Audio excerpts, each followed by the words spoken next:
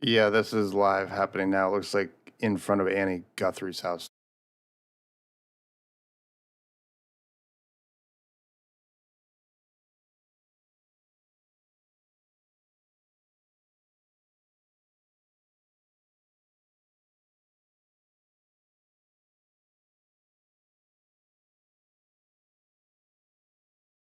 Fox, yeah.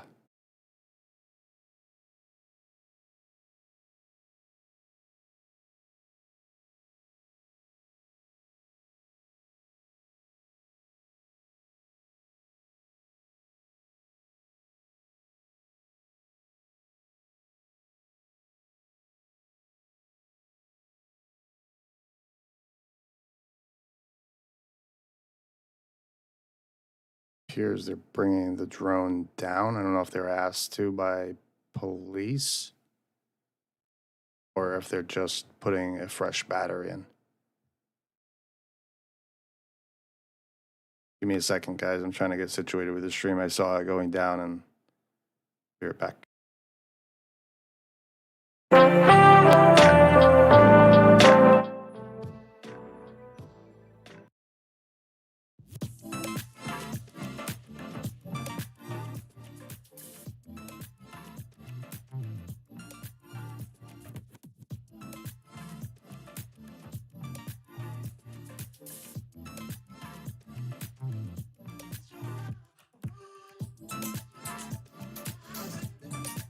Sherry, thank you for the update. She says that it says police are looking on the ground with flashlights there. Unsure why.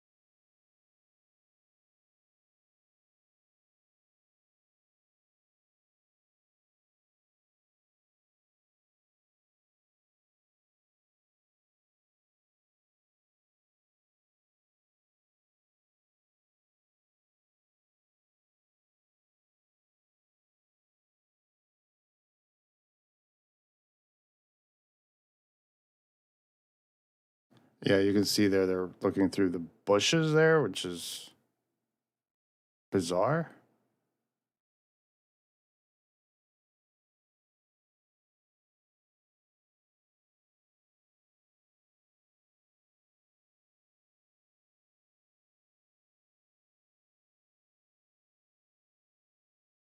Irina, you said it's back, but this is a screen I'm getting. You see in the bottom left, it's live, so I don't see that it's back or what you mean by that.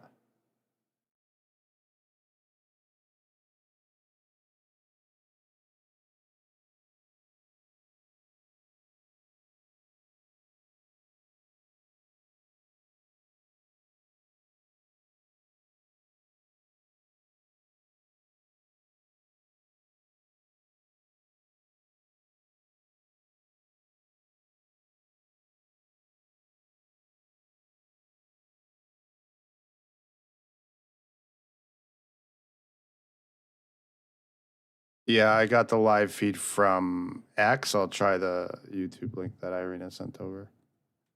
See if we get. Yeah, it's a little darker. Not as close, but okay. Thank you, Irina.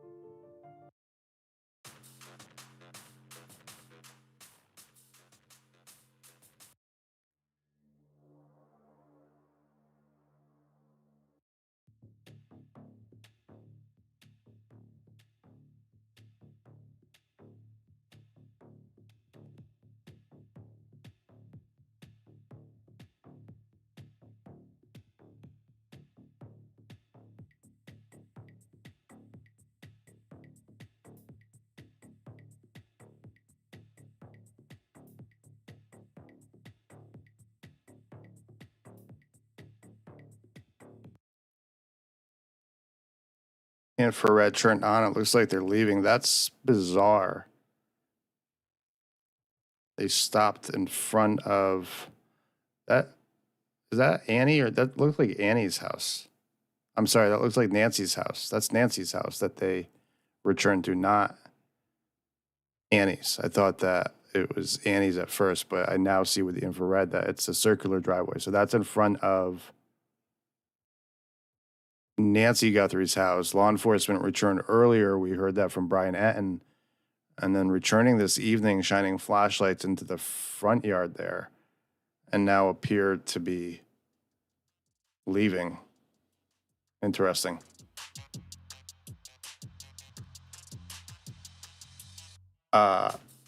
Annie says someone said someone was trespassing. Maybe someone reported JLR as trespassing. It's possible.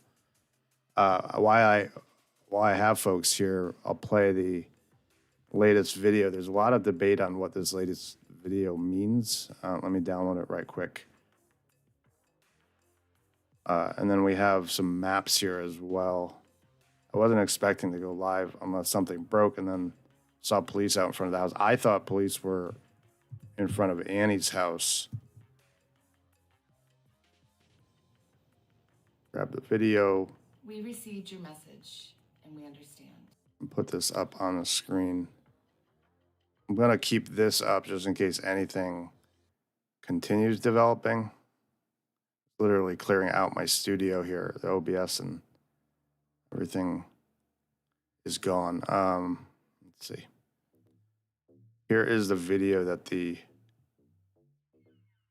Guthrie family released earlier. We received your message, A couple times and we here, understand. But we beg you now to return our mother to us so that we can celebrate with her. We received your message, and we understand. We beg you now to return our mother to us so that we can celebrate with her. This is the only way we will have peace. This is very valuable to us, and we will pay. So they seem to be responding directly to the second ransom letter, the legitimate one that was sent. And people are debating on X if they're referencing her remains. But the way I'm reading into this, people are judging their demeanor. But as I said on X, we are not even involved. I don't watch the Today Show at all. Never have. Not invested in Savannah Guthrie in any way. And I've been up to 2 or 3 a.m. most nights since this happened. I can't imagine that the family's getting any sleep. I can't imagine that the accusations that have been thrown at the family have given them any rest, and they just look exhausted to me. But I'm going to play it one more time for folks and see what people in the chat think real quick. I wasn't expecting to do this. I just wanted to see what was unfolding here at the house. We received your message, and we understand. We beg you now to return our mother to us so that we can celebrate with her. This is the only way we will have peace. This is very valuable to us, and we will pay. Celebrate with her implies she's still alive to me, but again, people are reading into that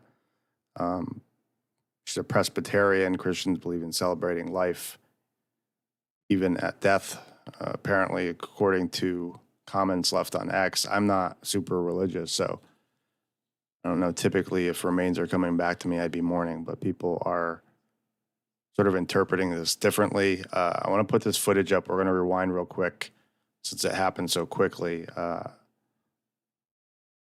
there's JLR. So this is in front of Nancy Guthrie's home. Police show up. Media is still there. And it could be as simple as trespassing, someone getting too close to this property. It's my understanding that both properties have security guards in place. So I don't know if a security guard saw someone getting too close to the property, but we see their police shining flashlights over there, kicking something out of the way to look. I don't know if we're just reading into this too much, but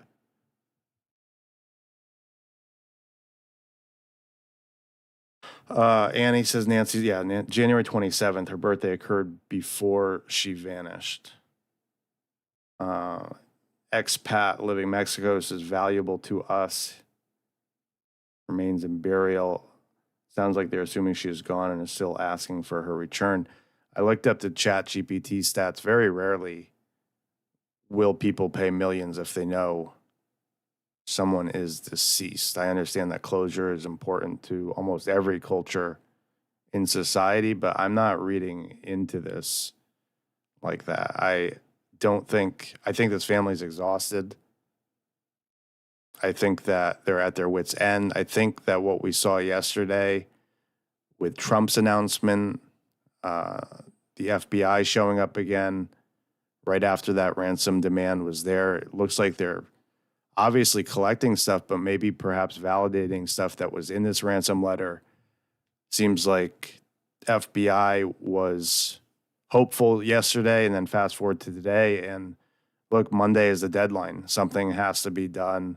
They have to take this ransom letter seriously, and not just the family, right? They're being coached by the FBI. These letters, each one of them has been scripted. Each time the family speaks, they're looking down at a piece of paper, likely done with the FBI's assistance.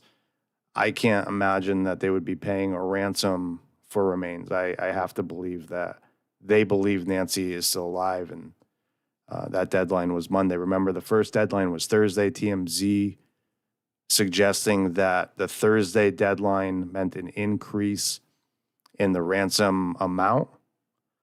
And then the Monday deadline was sort of insinuated that harm would be done to her, if I read into that correctly. I think when paid, they will get locations of remain. Sadly, I hear that a lot on Next. I don't know. Irina, this looks much different than the last video to me. This is really so sad. Yeah. Jess, they're exhausted. If we're exhausted, if I'm literally staying up till 3 in the morning looking at freaking helicopters doing Ring Around the Rosie, I can't imagine their family has gotten much sleep. I'm hopeful. So Bailey says, I mean, if they pay to have her returned, even if she has passed, maybe they just know they can get more info upon return of who did it. I don't know. Awful. Yeah, it's possible. I don't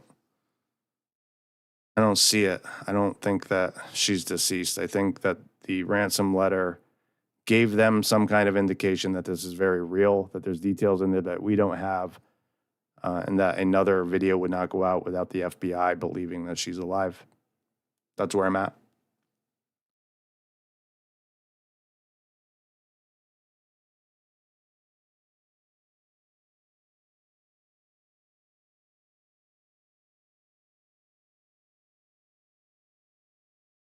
We have pictures of, it's on, I'll grab it from my own YouTube, I guess. Earlier, Fox reported that investigators were walking into the sheriff's office. We received your message, and we understand. We beg you now to return our mother to us so that we can celebrate with her. This is the only way we will have peace. This is very valuable to us, and we will pay. The way I read into that is that the second ransom later maybe accused them of not taking them seriously, and they are confirming that it's a serious matter to the abductors. That's the way I'm reading into it. Earlier today, as I was saying, put up these images alongside this. Fox reported that investigators were walking into the sheriff's office with what appeared to be a paper map. Eva brought up a good point. There's no reason to have paper maps because everything's electronic. Google Maps, Google Earth, Waze, right? You can get maps from all of those. but it looks like it's terrain here. If I can put this up. So someone local there took out their camera and took photos of the map that they allegedly were bringing into the sheriff's office. After they brought it in, they set up outside. The person that took the photos believes that what he captured is the foothills area. So I know that there was another search northwest. If I remember correctly, this morning I put out a helicopter that was flying in circles northwest of Tucson. But this is closer to Nancy Guthrie's house. So I don't know what it means. I don't know what they're looking for. We know that there was a hiker that was missing, but again, that was northwest of Tucson earlier today. And the person that took this says, who's familiar with the area, obviously, they took the photos themselves, says that the map here that police are looking at appears to be the foothills area, which would be different than where the hiker went missing. So I don't know. I'm not familiar with the area, so passing along some interesting developments. The fact that the family is willing to pay a ransom, and again, I clarified on X, if people don't understand how cryptocurrency works, you can't go and take $1 million cash and just convert it to $1 million of Bitcoin, particularly for the Guthrie family. You have to convert it, and when you convert it, there's transaction fees that are associated for converting cash to Bitcoin, right? So 7% is the low end, 20% can be the high end. But these brokers, when converting cash to Bitcoin or crypto, it's not a free service, right? You have to pay a premium to convert it. In reading, it doesn't appear, and even from the get-go, the FBI sort of left this up to the family if they decide to pay the ransom. So it doesn't sound like the federal government would help to facilitate this conversion from cash to Bitcoin. Meaning if it's $1 million, 7% of $1 million is a considerable amount.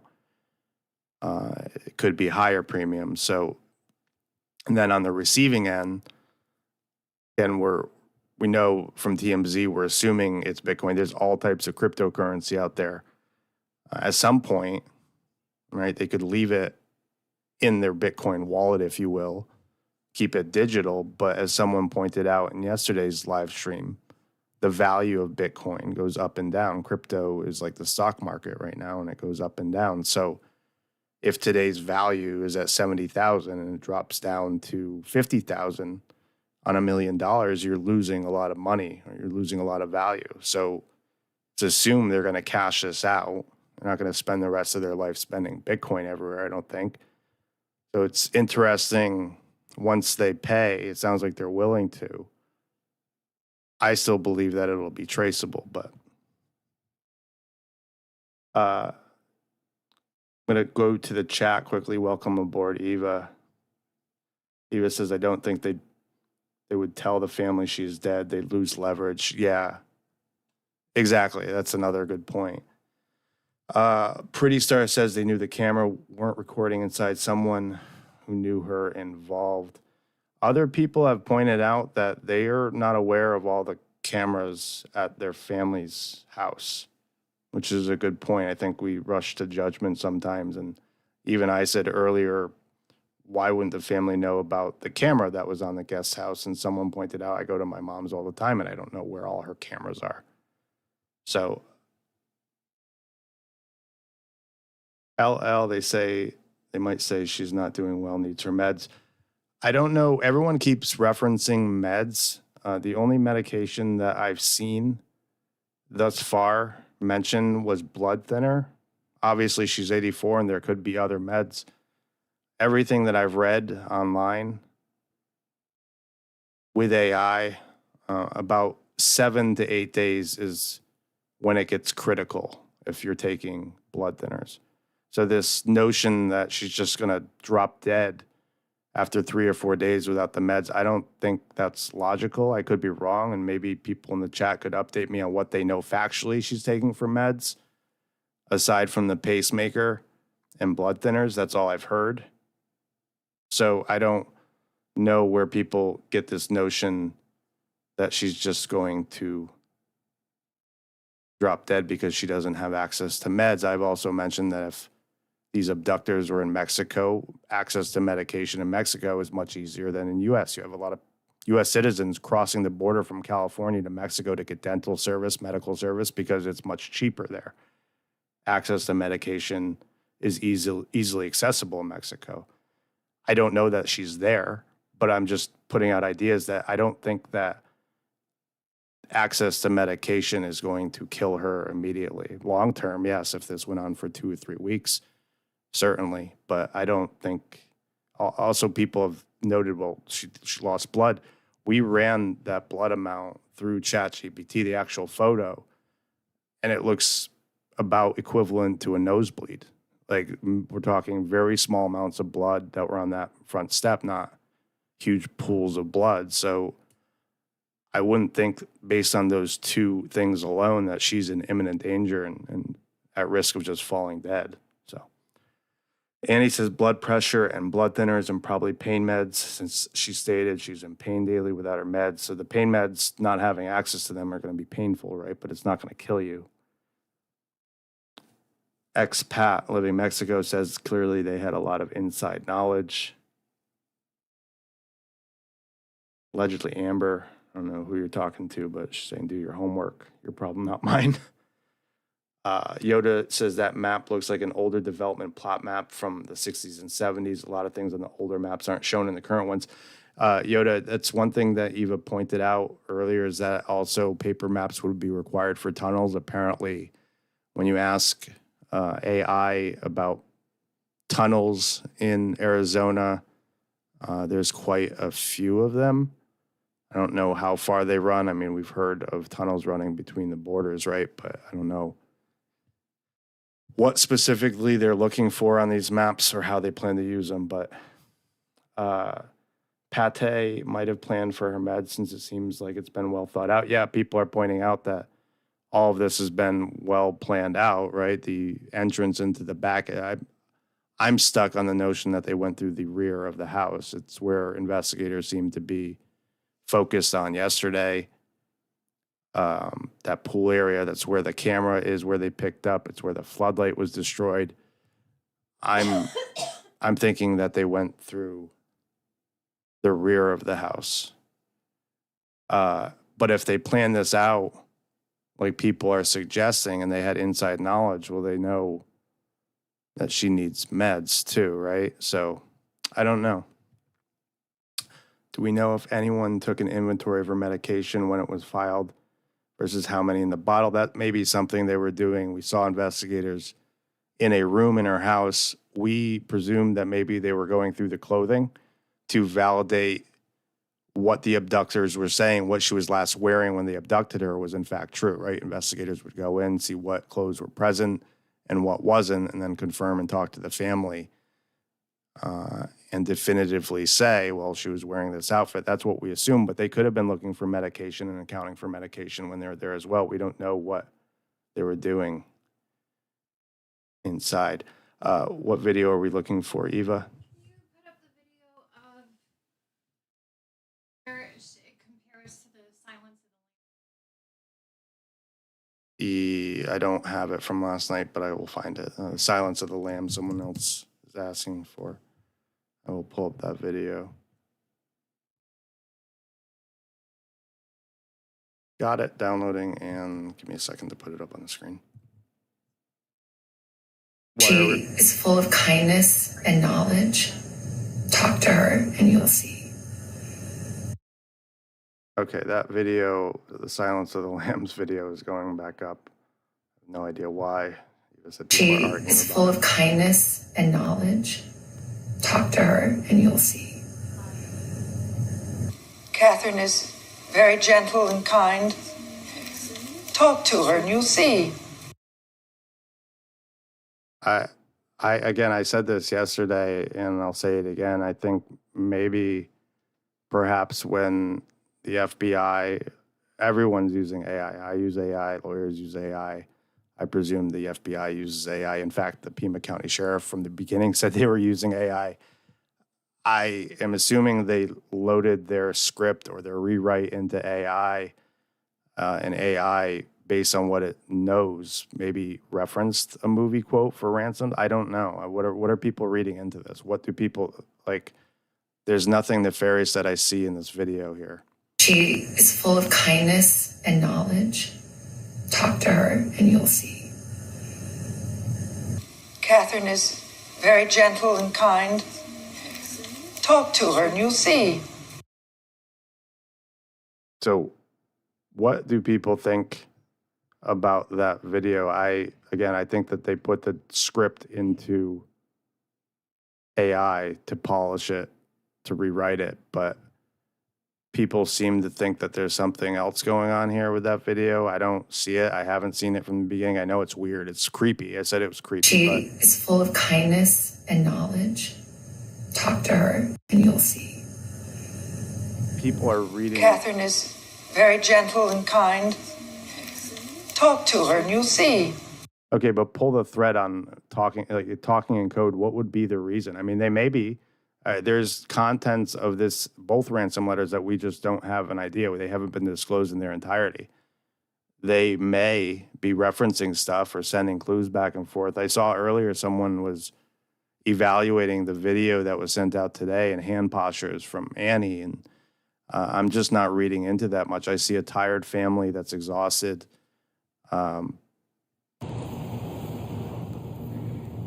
We received your message and we understand. We beg you now to return our mother to us so that we can celebrate with her. Message and we understand. They may be saying they understand that the abductors can't send proof of life. I hit on this earlier on X. I hit on this on yesterday's stream. People that know technology know that sending photos and videos and even audio is really dangerous if you're an abductor, because all of that contains metadata. Even if you strip it, you can then isolate the software that stripped the metadata. So I don't know. I think maybe they're referencing something in the second ransom letter and saying, I understand, to perhaps the abductor saying they can't send proof of life.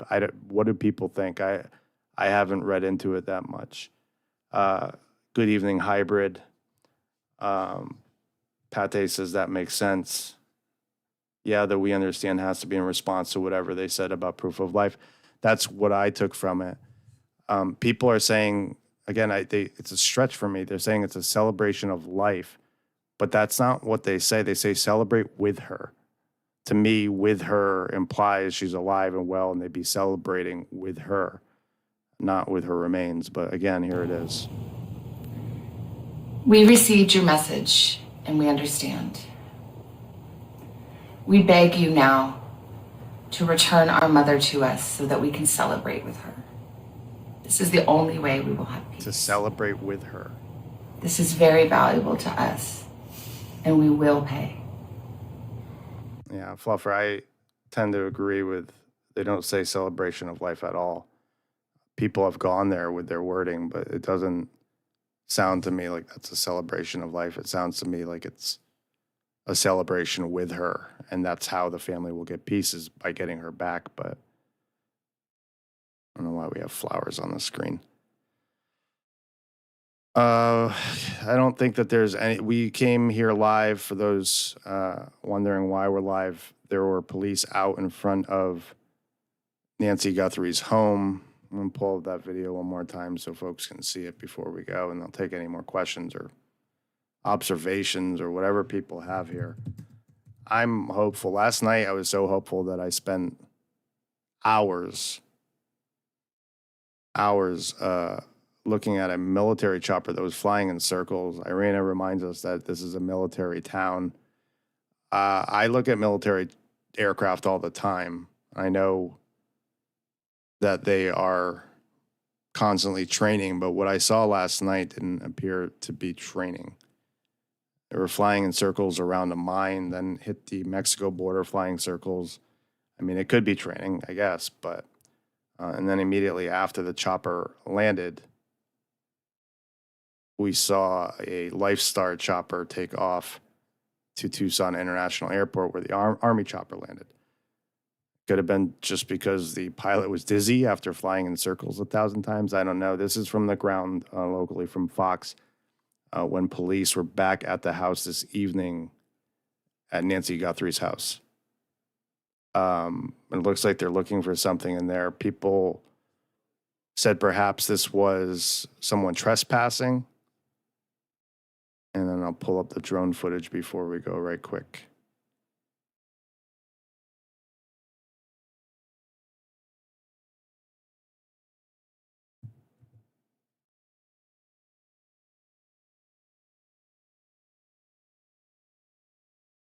This is what unfolded at the house from the get-go. First, they were infrared. You see still reporters hanging out there. Let me back it up a second. So that's the infrared where they started. 1, 2, 3, 4, 5, 6, 7 cameras still out there, JLR out there. It comes out of infrared mode, zooms in, and you see police focusing on that front bush. Then they shine their flashlights on it, looking for something. And they are only there for a couple minutes and they take off. Last night, after our stream, police also showed up at the home of Annie Guthrie. If I had to take a guess, with them hiring security there, they're not staying at a hotel, and Savannah Guthrie's in town, it's implied she's staying there with her sister and brother. Police showed up, were there for about 5 minutes. People on the ground reported that they never went inside the home. They walked on the side of the house and then left about 5 minutes later. My first thought was, why are they there? But with all the stuff coming from Trump, perhaps it was to communicate with the family. It's not a search warrant. A search warrant would have lasted a lot more time. It wasn't a person warrant, right? A warrant for a person. They wouldn't have left that quickly. So I don't know why they were at the house last night, but it seems like there's constant communication between law enforcement and his family as they do these new videos and put them out on Instagram. It sounds like it's all coordinated with law enforcement. Could have been a noise complaint. Could have been the security guard calling them in for a complaint. Could have been a lot of things last night. So Brian Anton said yesterday, the house seems to be empty. New video is not same spot as the other one, but doesn't prove not same house. Why would the kids not have permanent housekeeper or helper live in the site? Why would they? Well, we've talked about that before. I think expat is, a lot of elderly people like to be independent. I understand this is not the way that people would like it to be, but it seemed to work for this family. No, I don't have answers on that.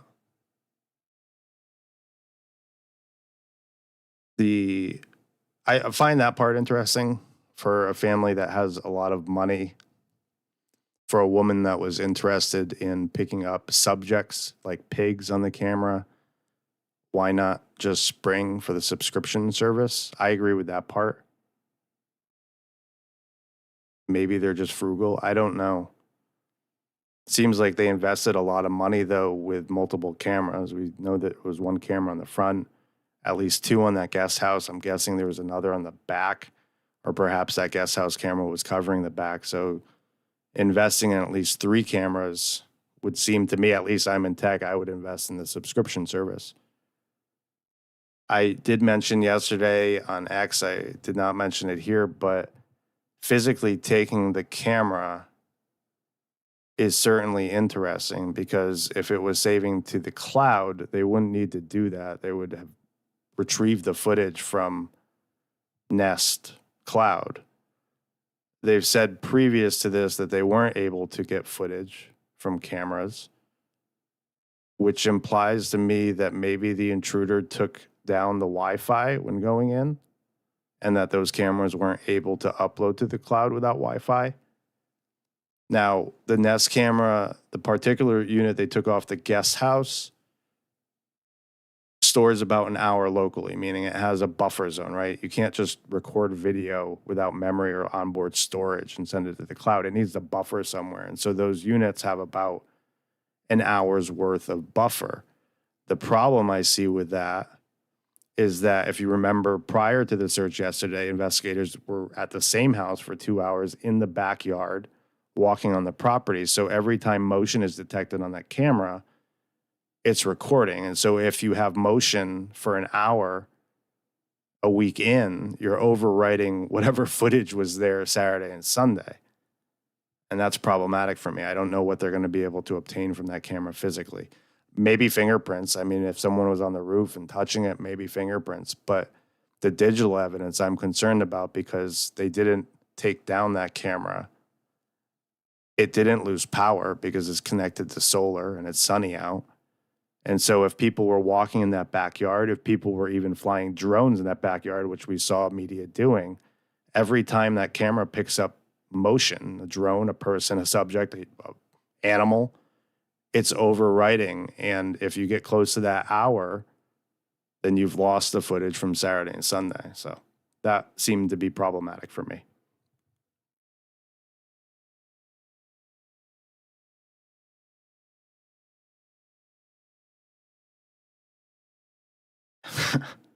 Reading some of these comments are making me laugh. Pate says they did their homework or knew our case at a long time. People have noted how dark it is here and how you can move in the shadows without anyone noticing in this area. I guess by ordinance, they have a low volume of lights in these residential neighborhoods. I've been to Sedona, Arizona, and I think Scottsdale. It's beautiful. The sky, you can see the stars clearly. The sky is beautiful because there's not that many lights in a lot of these areas. That's why a lot of people camp in these areas. And Nerdy somewhere talking about her roof recently got recoated. Yeah, we noted that in one of our streams. I don't remember which one, but someone noted in the chat how clean and white the roof was. Daily Mail reporting that a neighbor saw the footage and went to police and said it looks a little too clean. And perhaps someone was seal coating the roof prior to her disappearance and to look into those people if that happened. Looking at the drone footage from yesterday, everyone was mentioning rain. I guess the dust in this area combined with rain, even though it seemed like rain would clean these roofs off, they don't apparently, according to locals. The roofs get very dirty even when it rains. And so the woman noted that, who lived here for a while, and said, it just looks too clean to me, it looks too white. And Daily Mail reporting that she then went to the police and reported it. I don't know what came of that. I wouldn't want to live out there by myself, not the mama. It's not appealing to me. I've been out here before. It depresses me, this brown landscape. And the mountains are pretty. I need to be near water, greenery. But this was where she preferred to live, and it seems like they had a nice setup. Her family was 11 minutes away. It sounds like they had a tight family. And they like this area. It's not my preference for living. I know it's not a lot of other people's. They've been very clear from the beginning that she had her wits about her. She was not senile. She didn't have Alzheimer's. They said smart as a tack, and mobility was her issue. So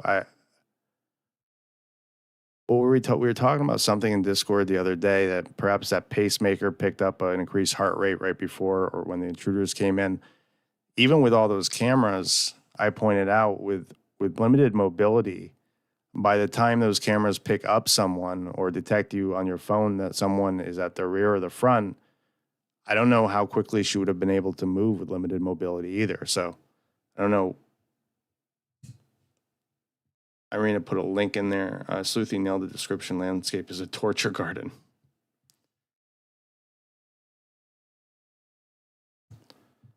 put the video that Irina put up here for the roof. Let's see. It looked dirtier after the original footage. People started getting more drones in.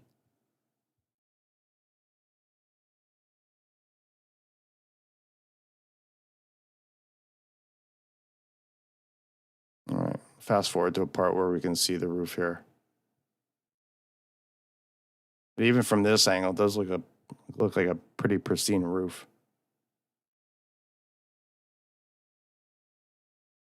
There in that angle on the right-hand side does look like it's been maintained. I don't know anything about seal coating or roofing or anything like that, but it looks pristine. And someone noticed that in the chat the other day. A neighbor obviously noticed it. Let me get to, because they seem to come up here. Nope, I'm gonna have to wait till it goes. I'm going too fast. Right there. Hard to tell from this far away, but from up here, it looks like, I mean, but then if you're comparing it to the other, oh, it does look whiter than the other neighbor to the right, I guess. I don't know. Do people think it's a valid tip? We know that there was other maintenance being done here. She wasn't doing her own lawn. She wasn't cleaning the pool, wasn't maintaining the pool herself. I'm just taking a leap of faith here with her mobility issues, so. Wouldn't the family know if the roof was just redone? That's a good question, Kim. Eva says that here's the plot twist I'm waiting for. They pay the ransom. She's returned alive, and these people are never caught. It's possible. It's possible, I guess. In today's day and age, though, with technology, and once they have the Bitcoin address,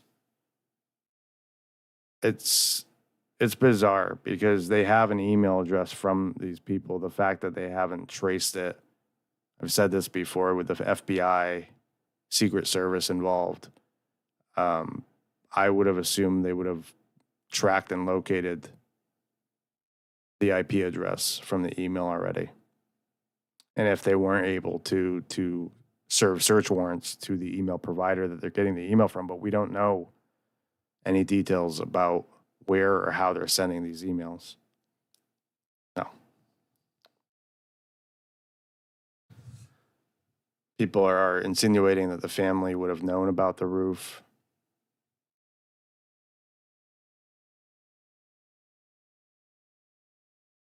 They're using a DJI Mavic 4 Pro. I don't know. All right.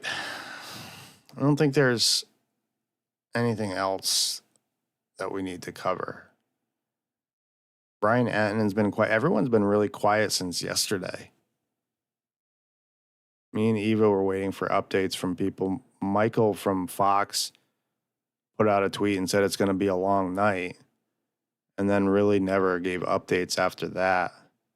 So one update from Brian Atten today, I'll put that up on the screen. Police were there earlier. So aside from this drone footage that we see this evening with police searching through the bushes with a flashlight, law enforcement returned this afternoon. I don't know exactly what time, 8 hours ago. So roughly 2 p.m.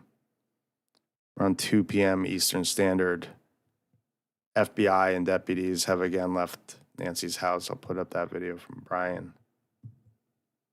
I feel bad for Brian. I was texting. Hey guys, so I'm outside. I was texting him last night with my bullshit. I really thought with that army chopper circling and then the life chopper, the med chopper flying into Tucson, me and Eva were convinced that maybe they had found her. We saw the army chopper land in like a remote, desolate area. And I'm freaking texting Brian it to him. He's like, you certainly look at choppers a lot. I think that was his polite way of saying you're fucking crazy. Yeah. Okay. This is the video from Brian N. from earlier. Hey guys, so I'm outside Nancy Guthrie's house. They have reopened the road today. You guys remember yesterday they like shut everything down, moved us all out. So the FBI and the sheriff's office is now gone. The road is open, backed up. We can get right back in front of the house again. There's no crime scene tape again. So it's kind of back to the way that it was. We obviously had our drone up yesterday, so we were able to see some of what they were doing.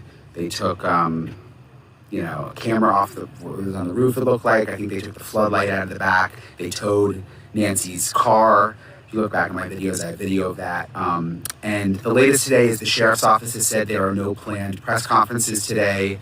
There's no updates coming out unless something significant happens. So we're back outside the house. I'll keep you guys posted with what happens today. I got a couple little leads that I'm going to follow up on.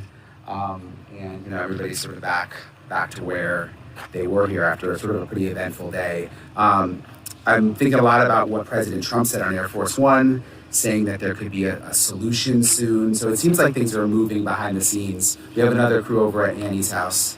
So I'll keep you guys posted. Someone asking what Brian Anton responded to the other day. I put out a tweet that sources told me that shoe prints of Brian Anton were found on the property of Nancy when investigators were there the second time. As we all know, the day before, Brian was on the property and he got footage of the blood on her front step. Let me grab, I want to show people this before we go. So I monitor aircraft in Florida all the time, elsewhere too, Middle East, and we expect a military hit on Iran. This was from an Army chopper. This is just one portion that it was circling, and it did not look like training whatsoever to me. This looked like, and ChatGPT says the same thing, that this is a search pattern as it gets in closer and closer. Tightens up that circle, that it was looking for something. Whether or not it's related to Nancy Guthrie, I have no idea at this point. But again, as you saw Brian saying, that statement from Trump certainly made everyone start looking. Babe, Yeah. pay attention to the chat. Okay, I'm paying attention to the chat. Eva's yelling at me. I told Eva today she can run this so I can chat. That'd be fun. So Michael from Mike Reports on X is reporting that more activity right now at Annie Guthrie's now. I'm headed over, but I'm told it's the same vehicles that arrived last night for just 5 minutes. We just spoke about that, and it could be police giving them updates after they send out these ransom video updates. It could be them walking them through how to convert the cash to Bitcoin and how to get this over to them. Remember, the Guthrie family has not been the recipient of these emails. In fact, I think I was reading today that people assume that TMZ was the first one to receive it, and that may not be the case. TMZ may have been the first to report they got it, but it's been insinuated that KOLD got the ransom letter before TMZ in terms of timing. I don't know if that's true, but worth mentioning. Love and Light Leather, are you saying my name in all caps? Yeah, I got the chat. I got it. I just read it off, so hopefully that's what you guys are referencing. We need a better way to communicate here. I'm going to stay live here to see if we get an update from Annie Guthrie's house. So if anyone sees a link with live footage, aside from JLR, pop it in the chat.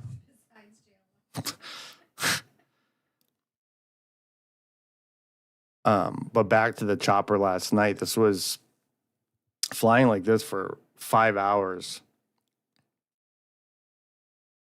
It went from this spot down to what I thought, we literally were in Discord and we thought it was going to enter Mexico. Irina, that's because I'm so focused on what's on the screen here. I needed to put the chat window like right in front of me instead of over to the right. So this chopper went from here to the Mexican border, thought I was going to cross into Mexico, and then did circles like this at the Mexican border. And then after doing that, or in between there, it landed, thought it was refueling, because this aircraft maybe has 3.5, 4 hours of fuel time. And then it came back to this spot and continued flying these circles. And then it landed at Tucson International,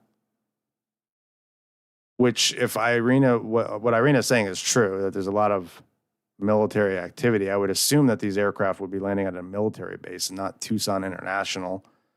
And then about 5 minutes after landing, a life med took off from a hospital, St. Joseph's, I believe, and went right to Tucson International, landed, and then took off. And so I was really hopeful that this chopper had identified where she was and brought her back and they were taken to the hospital, but turns out that's not the case. I woke up all defeated. Irina says, sometimes I think you are purposely ignoring me. I'm not. I'm not, Irina. Let me go take a peek to see if there's anyone live here at Annie Guthrie's. I could be wrong, but I think that investigators and law enforcement, given Savannah's status, obviously we've seen police deal with this case a lot differently than most missing people, right? It's been my assumption that they are giving, instead of picking up the phone, that they're giving her the courtesy of stopping at the house and discussing updates on the case with them. Now, other people seem to think that every time police show up that someone in the family is going to be arrested or developments will occur, and I haven't seen that, so. I'm going to scroll up to the chat to make sure I didn't miss anything here. Irina, how do I hide that again? There it is. Hide Irina's chat. Boom. Done. Scorpio says Green Valley, Arizona has an average age of about 85 years old. All seniors, not unusual for seniors to wander off, and searches happen somewhat often. That copper mine is open pit.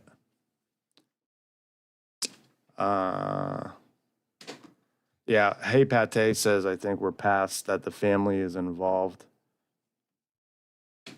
I don't see it. Like, I see FBI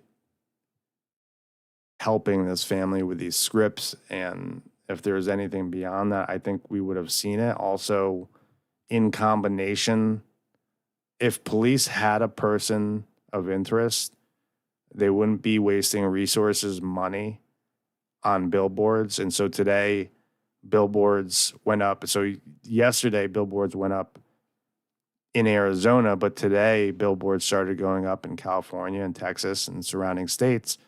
I don't think those resources and that money would be spent on billboards if police had a person of interest already. I just don't. I don't think that the reward would have gone up to $50,000 if they had a person of interest. All the sign, I don't think that they would be helping the family put together these scripts for their social media videos, talking to the abductors. I don't think any of those things would be happening if police had a person of interest. So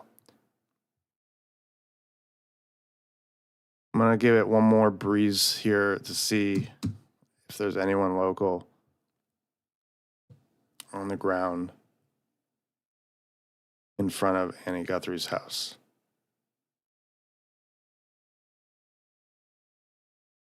Again, Michael reporting that it's the same vehicles that arrived last night for just 5 minutes.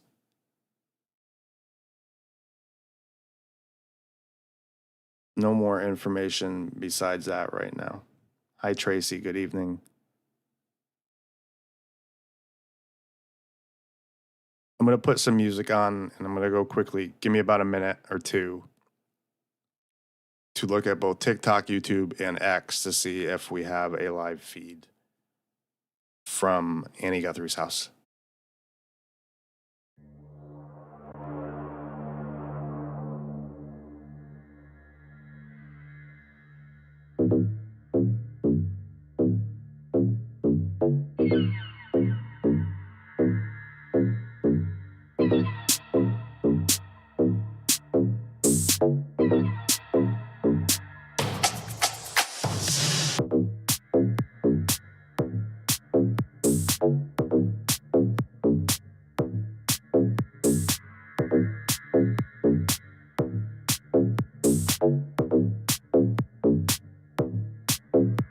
See someone in the chat asking about the helicopter. Hopefully that zoomed in image shows you it's the red helicopter amongst the ring around the rosy green circles here.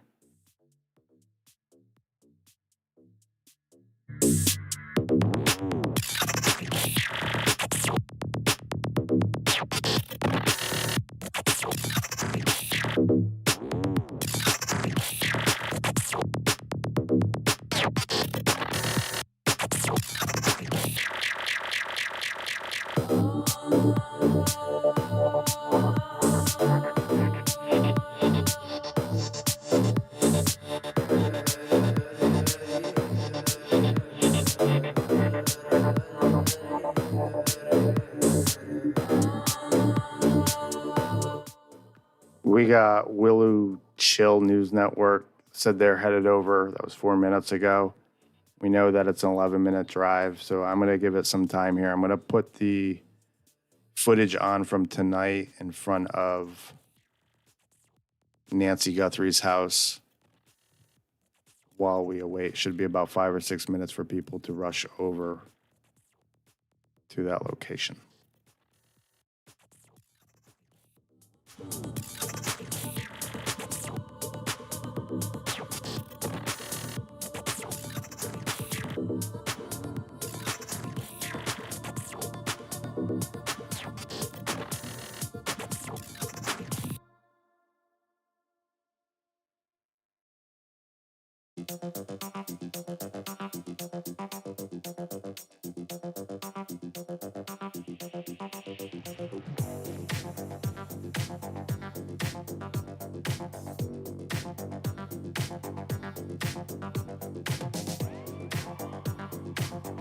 So, for clarification for those in the chat, the footage you see on the screen was an hour ago. That's when I went live.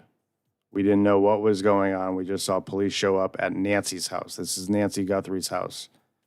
Then, about 5 or 6 minutes ago, Fox News correspondent reported that it's not a maybe, that it's a definite that law enforcement showed up at the sister's house. That's Annie Guthrie.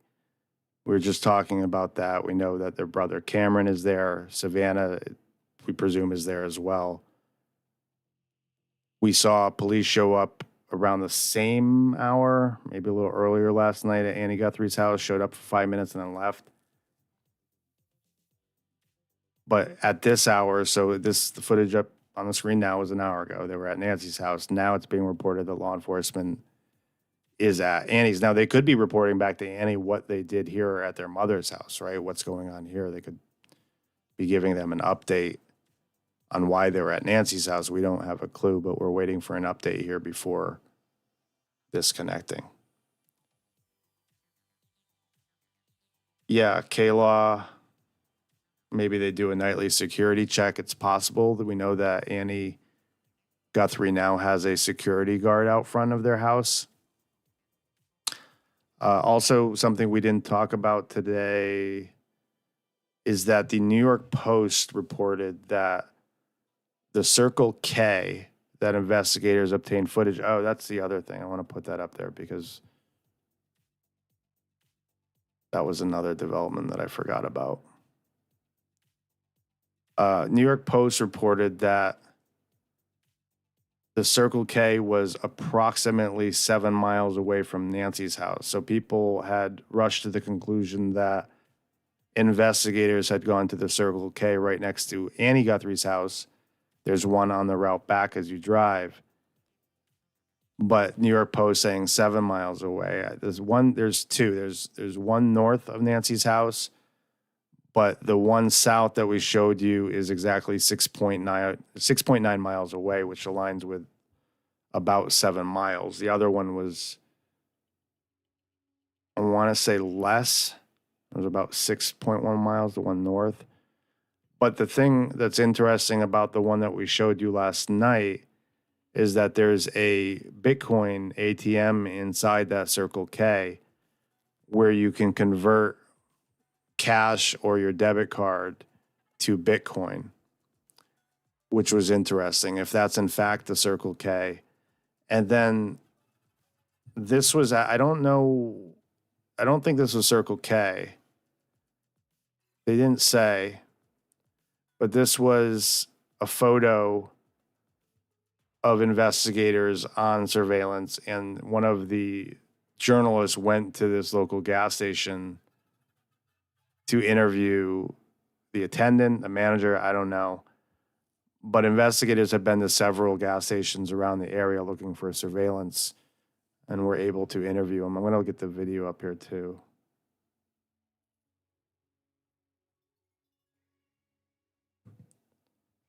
If anyone has an updated link in front of Annie's or sees any movement there, let me know. You guys, so I'm outside Nancy Guthrie's house. They have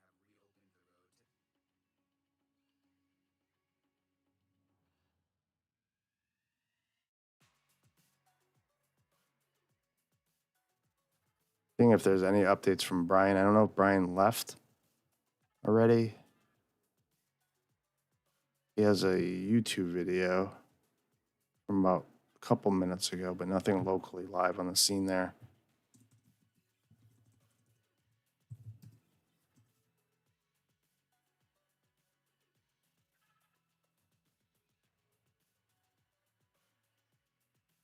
Find actual video of them at the gas station. People jumped to the conclusion that the man shown on the surveillance was a suspect, but that was just one of the investigators.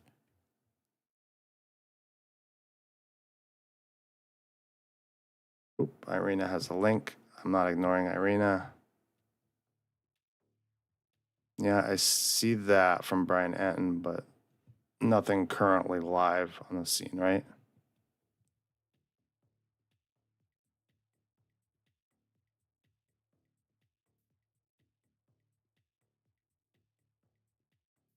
All right, and I have the video of the gas station interaction here.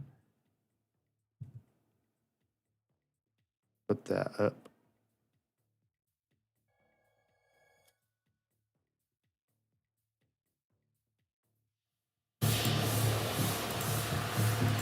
Okay, that's Which one?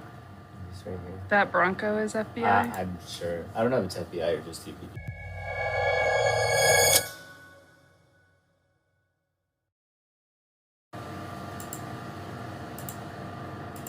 Okay, that's Which one? this right here. That Bronco is FBI? I'm sure. I don't know if it's FBI or just TPD Or what? or TPD. They didn't say. They were just dressed like normal people too. Oh, really? So just plain clothes? Yeah, like normal civilians. She had a badge. Doesn't appear to be a But I Circle don't know if K. it was like something else. Yeah. Did you get any like foresight that they were coming? No, they didn't. They They just showed up. Oh yeah, look at there's their badges. That's why I could tell. That's why I remembered what time they came in, just because it was like I just got here. So Friday at 1:58 p.m. Yeah. Can I see the view of them inside at the counter?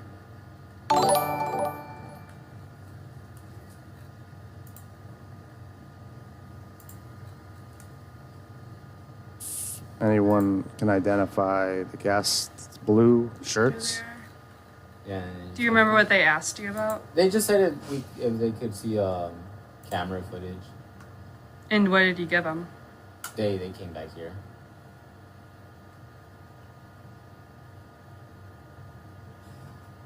And then that's about it.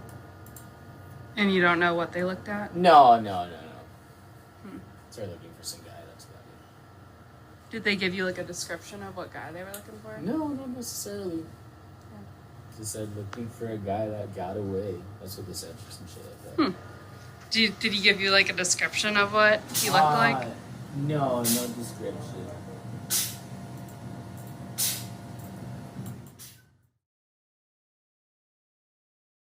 In Arizona, blue button down or polo shirts typically associated with Chevron.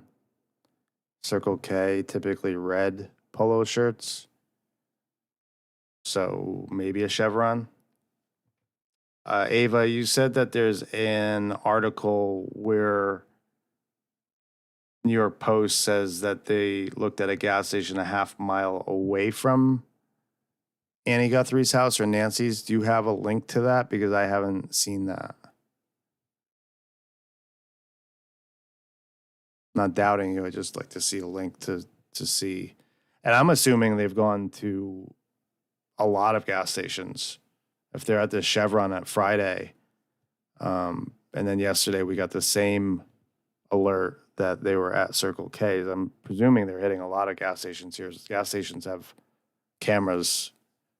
One I looked at 7 miles away had at least 2 cameras on the side. The one next to Annie Guthrie's has 3. There was 2 on the side and then 1 in the walkway in.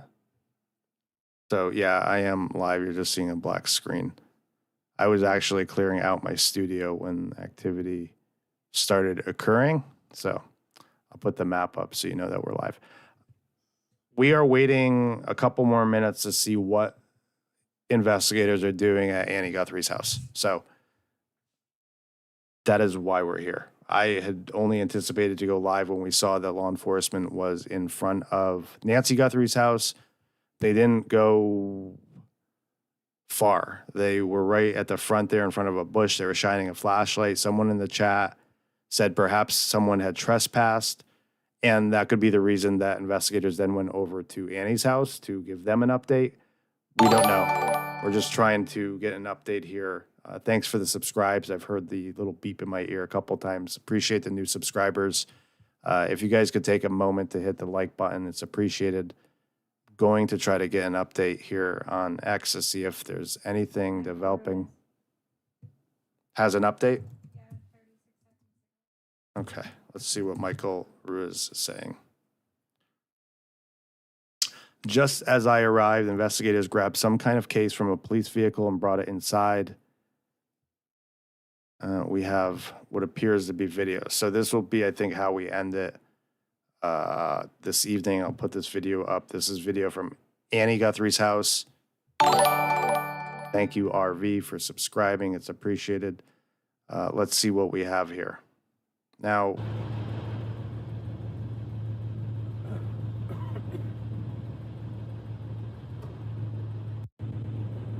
not a whole lot.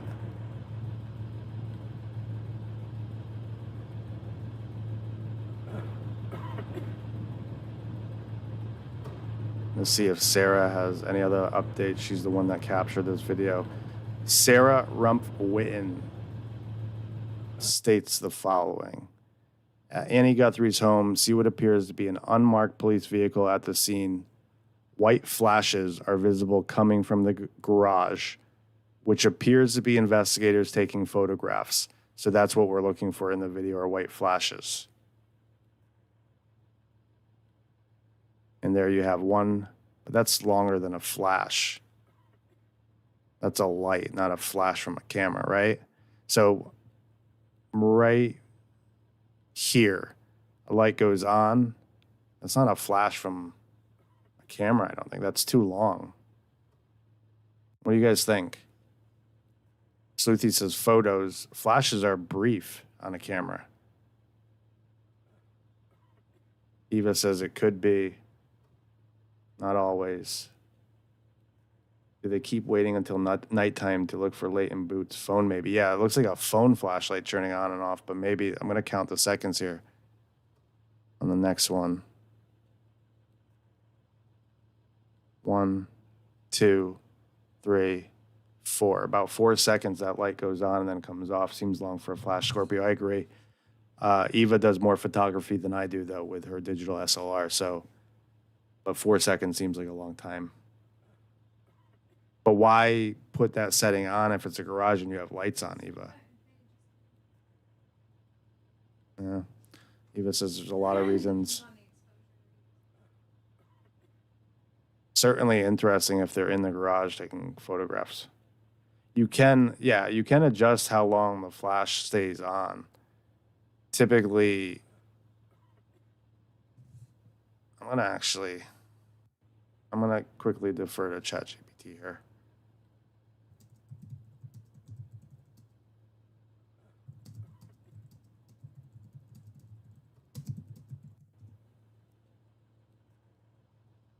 No. Most camera flashes do not stay on for 4 seconds or longer. In normal photography, a flash is designed to fire extremely quickly, not continuously. So typical flash durations are about 1/1000th to 1/20,000th of a second. Studio strobes, roughly 1/200 to 1/2000 of a second, and camera pop-up flashes, even shorter bursts. The flash is a brief burst of intense light, not a sustained beam, and what we're seeing is a sustained beam. Eva saying, make me pull my camera out. That's fine. ChatGPT could be wrong. The only time light lasts several seconds, if a light source is on for 4 seconds or more, it is almost always, a continuous light, flashlight, LED panel, ring light, a camera's video light mode, not a traditional photographic flash. So as soon as I'm done with this live, I'm going to call Eva out on this. I want to see, because I used to have a digital SLR. I know that you can play around with the settings, but it's brief, not 4 seconds. But we'll do a test here. Allegedly, Amber says that's about the same time I switched my light on to see my dog and back off because he listened to come in. I'm going to run this by Grok too, just to make sure. If anyone in the chat wants to comment on this, I don't think that's a flash, different type of flashes. I mean, yeah.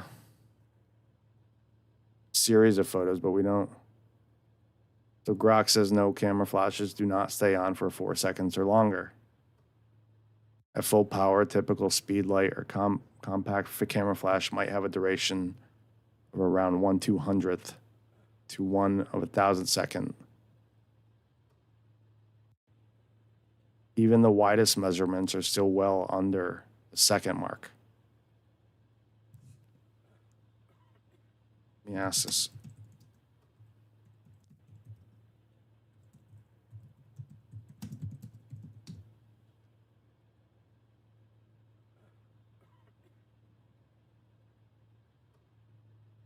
I'm asking it about luminol photography.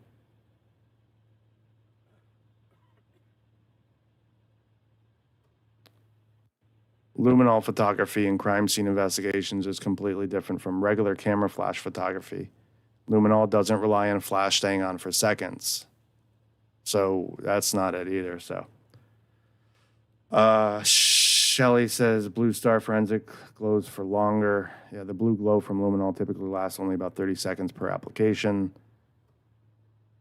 Doesn't say lit for 4 seconds on a long burning light. The reaction peaks quickly and dims as the chemicals are consumed. To document it, forensic photographers use long exposure photography in total darkness, no room lights, often blocking external lights too. So the camera's shutter stays open, but they don't use flash for that. So, in short, no, the light source, the luminol glow, doesn't stay on, or the flash doesn't stay on for 4 seconds or longer. But the camera exposure deliberately stays open longer, tens of seconds to minutes to record it properly. I don't know how we got here because this journalist said that they were in the garage taking photographs or what appeared to be a flash, and that doesn't appear to be a flash. So let's see if there's any more updates quickly before I go evaluating this. I'm going into rabbit hole mode again, and I don't want to. I don't want to. Let's see. Sarah, see if she has any updates. Also appears to be a silver briefcase being taken from the unmarked white truck by law enforcement currently in Annie Guthrie's house. Put that video up.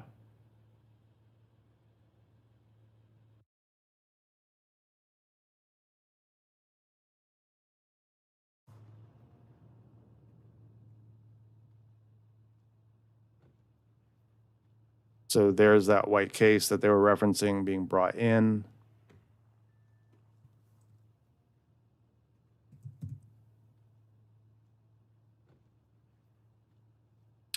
Michael Ruiz saying,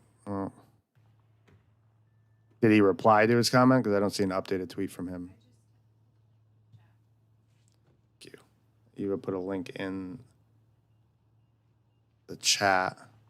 Let's see. It must have been Michael Ruiz says, I can see and hear what appears to be a camera flash going off from the garage area. Investigators are inside.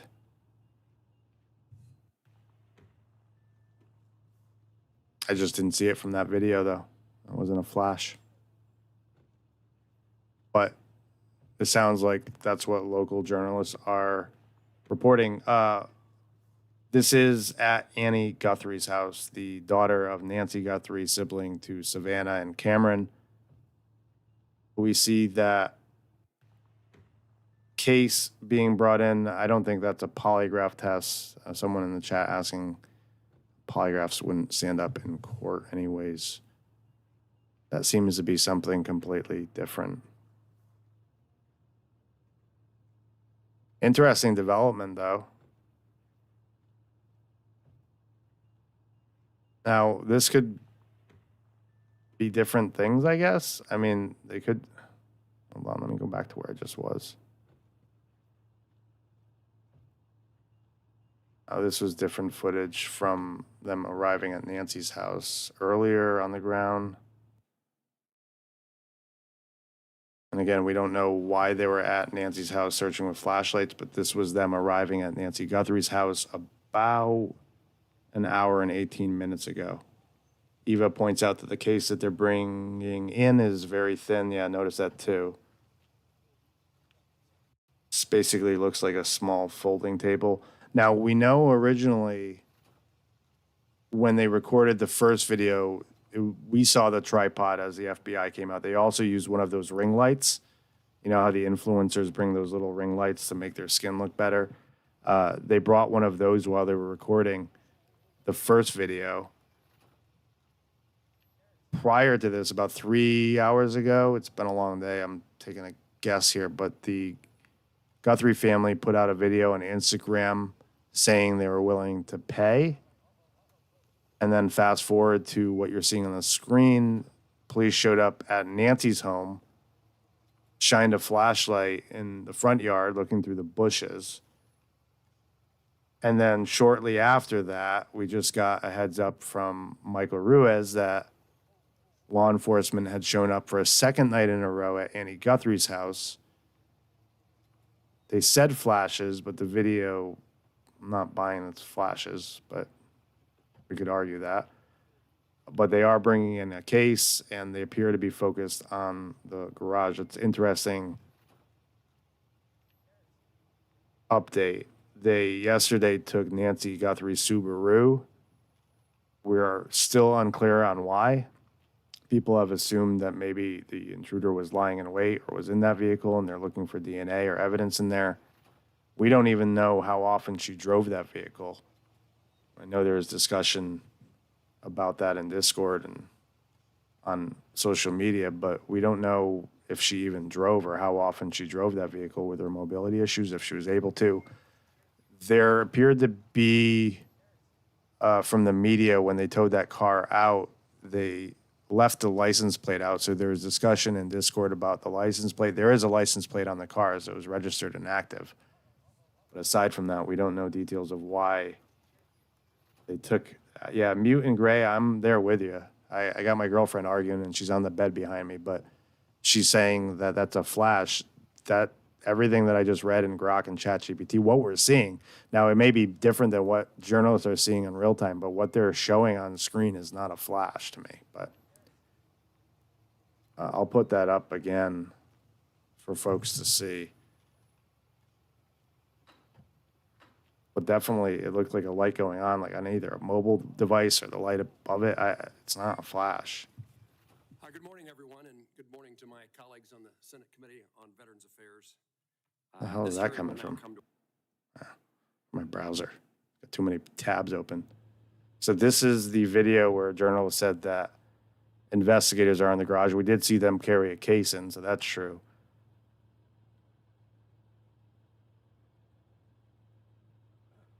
Scorpio says, I don't think the family is in that house. No one has seen anything around there for a couple of days. We know the security guard's out there.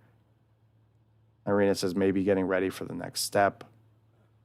Eva says this is weird that they're at Annie's house with cameras and forensic kits after the new video today. I agree with that. This is weird. Joyce says both Annie's and Nancy's cars have been removed. Did we actually, so Eva, the first time we watched the ransom video, you did show that the brick was the same from inside Annie's house and the video. Did anyone notice? I'm going to put that video back up right quick from today. Where this video was taken, was it inside Annie's house? Hold on one second. So it's not the same brick or layout, I don't think. No, this is not the same brick. So they're somewhere else. We received your message, and we understand. No, I know the first video. I'm saying We today's beg you video. now to return our is- mother to us I'm- so that we can celebrate with her. This is the only way we will have peace. This is very valuable to us, and we will pay. So the first video was definitely inside Annie Guthrie's house, and we matched that with housing photos from Realtor. Eva pulled those up, and the brick was the same, but this appears to be from like a hotel or an Airbnb. Not the same couch, not the same brick behind them. One more time. There's no artwork behind We received your them. message, and we understand. We beg you now to return our mother to us so that we can celebrate with her. This is the only way we will have peace. This is very valuable to us, and we will pay.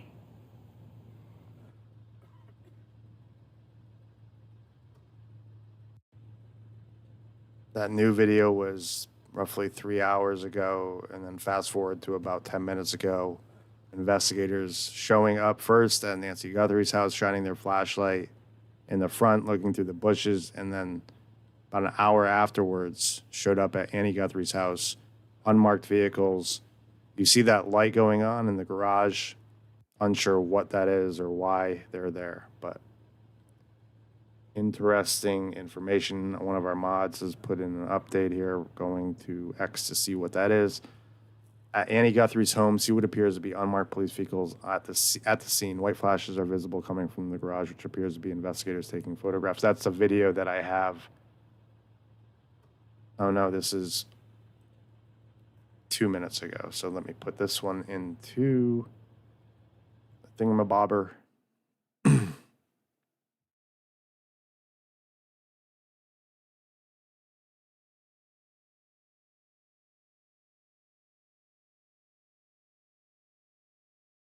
I'm gonna get this, get the little circly thing.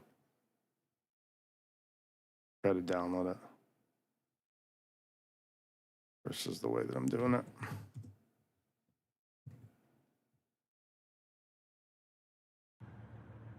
This new video is like really small resolution. I don't know what she's using. Give me a second, it'll go up on the screen instead of from X. Okay, this is the video that was put out 2 minutes ago. Again, that's not, it's flashlights. Okay, Eva said give it a second. So this is the new video from someone that's local on the ground. Resolution sucks.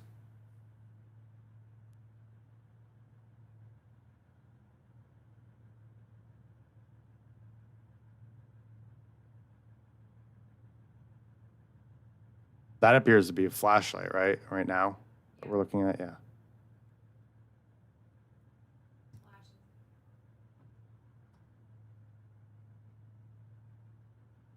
This is wild to think that I know people.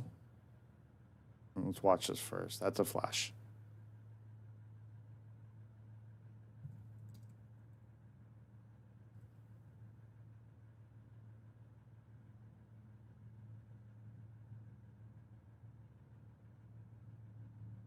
Yeah, that's the camera. I saw that. This right now is flashlights. And then you see flashes behind that. So, yeah.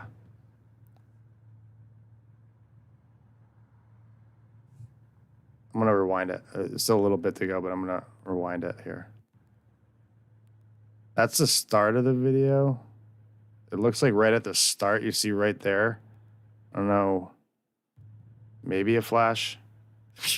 Pate, I don't know. I guess the problem that I have with this is that people have, obviously, Ashley Banfield said that Tommaso was a prime suspect. My problem with that is that Tommaso couldn't have done this without Annie knowing. Meaning, if he disappeared, if they took his phone as an example and they said, okay, well, his phone stayed here all night, that implies Annie is complicit and knows, which is problematic for me.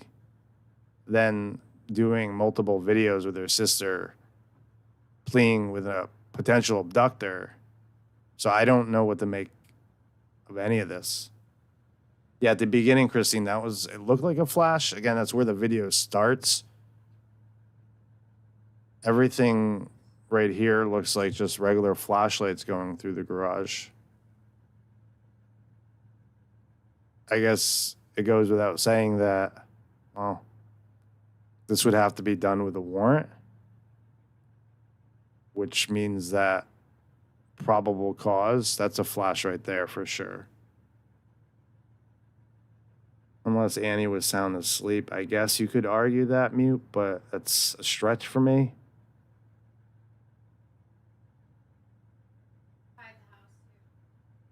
Yeah, they are.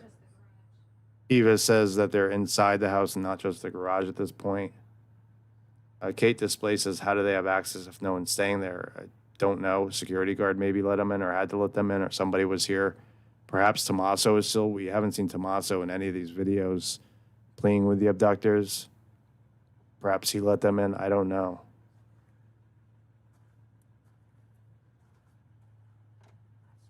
It's a good question, Arrow Lisa. Why don't you just turn on the lights in the garage instead of using flashes? Pat D says they were running tests for prints and blood, in my opinion. Barbara said there are no knock warrants. SD says, I think Annie and Tommaso did it, just difficult to prove with no body. That's one part of it. What's the motive? Mom says he could have slipped Annie a drug. Yoda, we agree on that. Law enforcement can enter with a search warrant, period. Interesting development. This is real whiplash here. From the ransom video to them agreeing to pay to law enforcement showing up here. And it's unclear because Michael Ruiz said last night that it was Pima County Sheriff that showed up at the house. And we saw those vehicles last night, the forensic van. Tonight it's unmarked, but he said I think he's, maybe I'm just thinking that. I'm going to go back to his. Because it's certainly interesting if Pima County is doing one thing and the FBI is directing the family to do videos. That's bizarre. Say that again? Okay, thank you. Yeah, got it. We have an update from Brian Etten. Law enforcement appear to be at Annie Guthrie's house. Camera flashes are coming from inside windows. We'll upload video soon. So, a convenient time to be live, I guess. Joyce says ransom most likely paid. Hints provided as to what may have happened a week ago. Mute, we don't know where Tommaso is. We saw photos of them earlier this week together driving. That was Annie and Tommaso in a vehicle. We then saw the three siblings sitting together in multiple videos. So two of the videos that they did it all together. Cameron Guthrie did one video by himself. We've never seen Tommaso in any of those videos.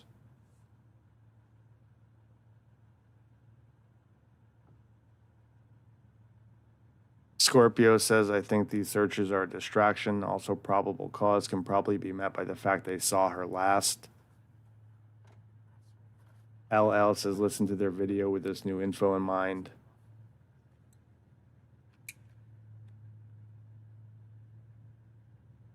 Mr. Dave, we thought about that, but typically that's long exposure, not done with flash.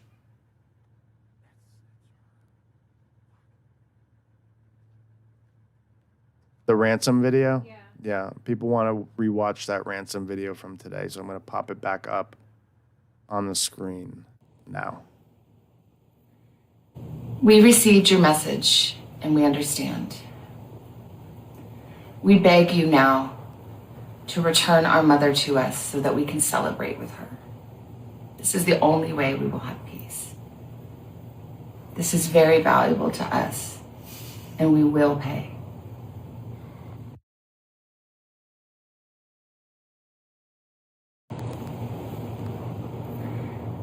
We received your message and we understand. We beg you now to return our mother to us so that we can celebrate with her. This is the only way we will have peace. This is very valuable to us, and we will pay.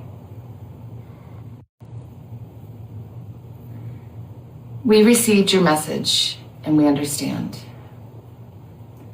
We beg you now to return our mother to us so that we can celebrate with her. This is the only way we will have peace. This is very valuable to us, and we will pay.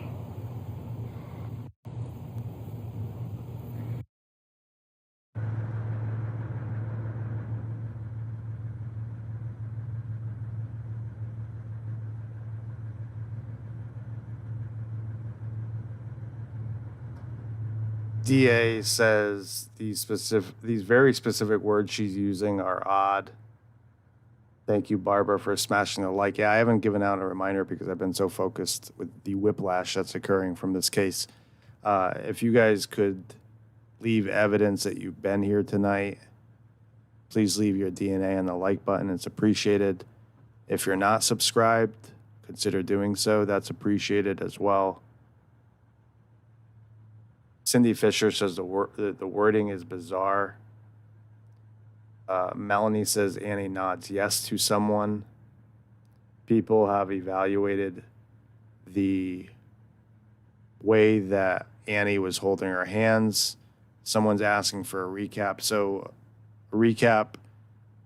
An hour and 34 minutes ago, I went live because police showed up at Nancy Guthrie's home.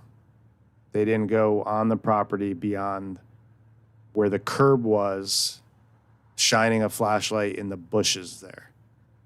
We jumped to the conclusion that maybe they were there because someone was trespassing. It didn't make a whole lot of sense, but they pulled up in front of her house, stopped in front, and started shining flashlights in a bush. They left very quickly.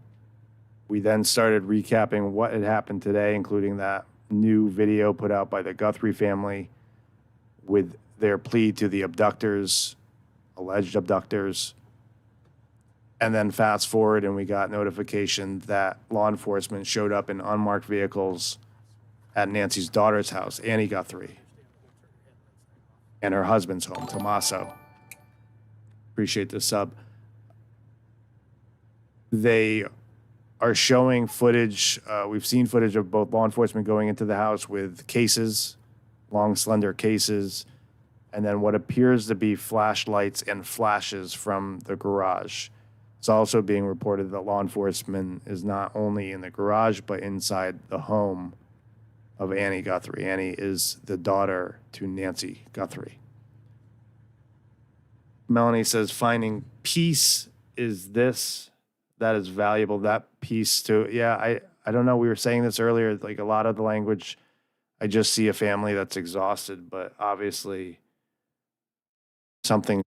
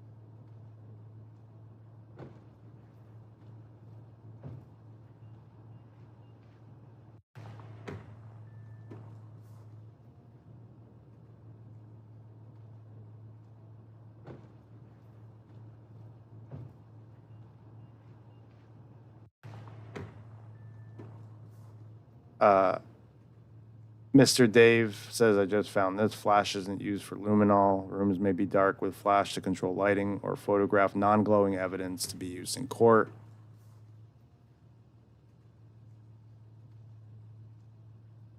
Now, Evo is bringing me a drink because I've been talking for an hour and 40 minutes. I'm here. Hopefully you guys can hear me. I was muted.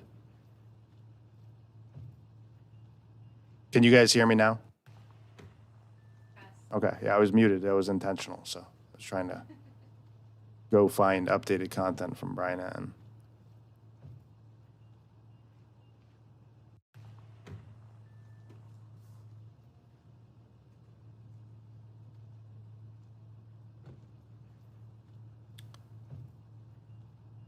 There's no media. We saw 7 cameras out in front of Nancy's house earlier, but none of those cameras have gone live in front of Annie's house, which is interesting.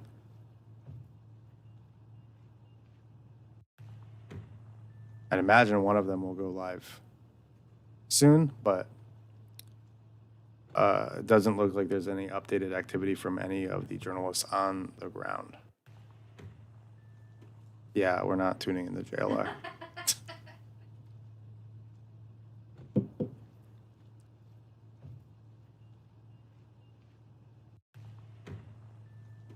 I'm going to put up the footage from earlier. I can. I counted the cameras. There are at least 7, so I don't know what they're doing or why they haven't gone live. Pate says distraction while they get Nancy. I mean, it could be. It could be. There's a lot of things this could be. This is just bizarre. So this was the footage from Nancy before this unfolded. Tired of watching that reclip. Same old guy bringing in the suitcase anyways.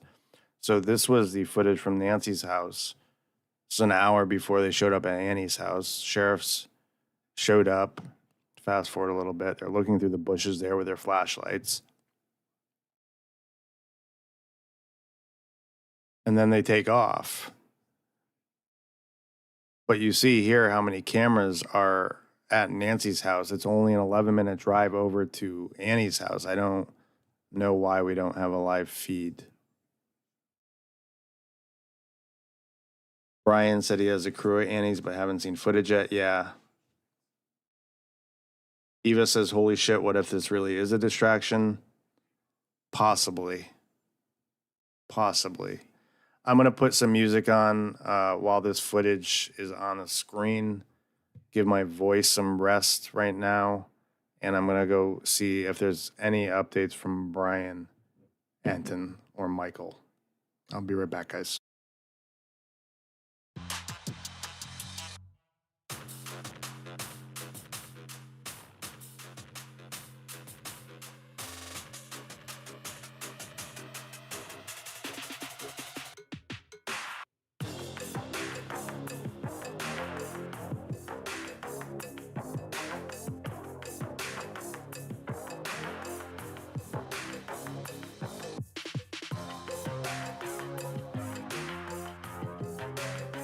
Yeah, Rita, we would all rather watch the live feed from there. There's not any activity besides law enforcement inside right now. Brian Anton said he was heading over, so we're waiting for a live feed from one of these local media outlets there.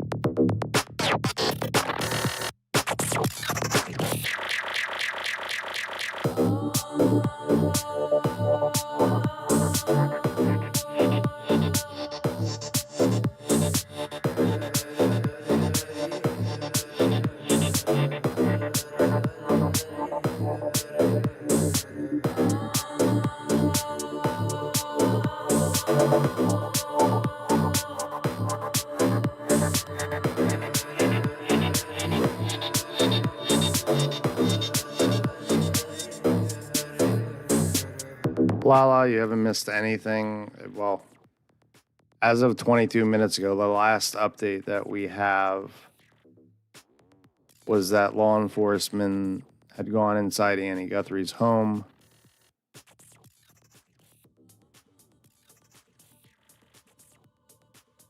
They were bringing in equipment and appeared to be in the garage. It's since been reported that they have gone into the house as well. It's unclear if any of the Guthries are at that residence or if Tommaso is there.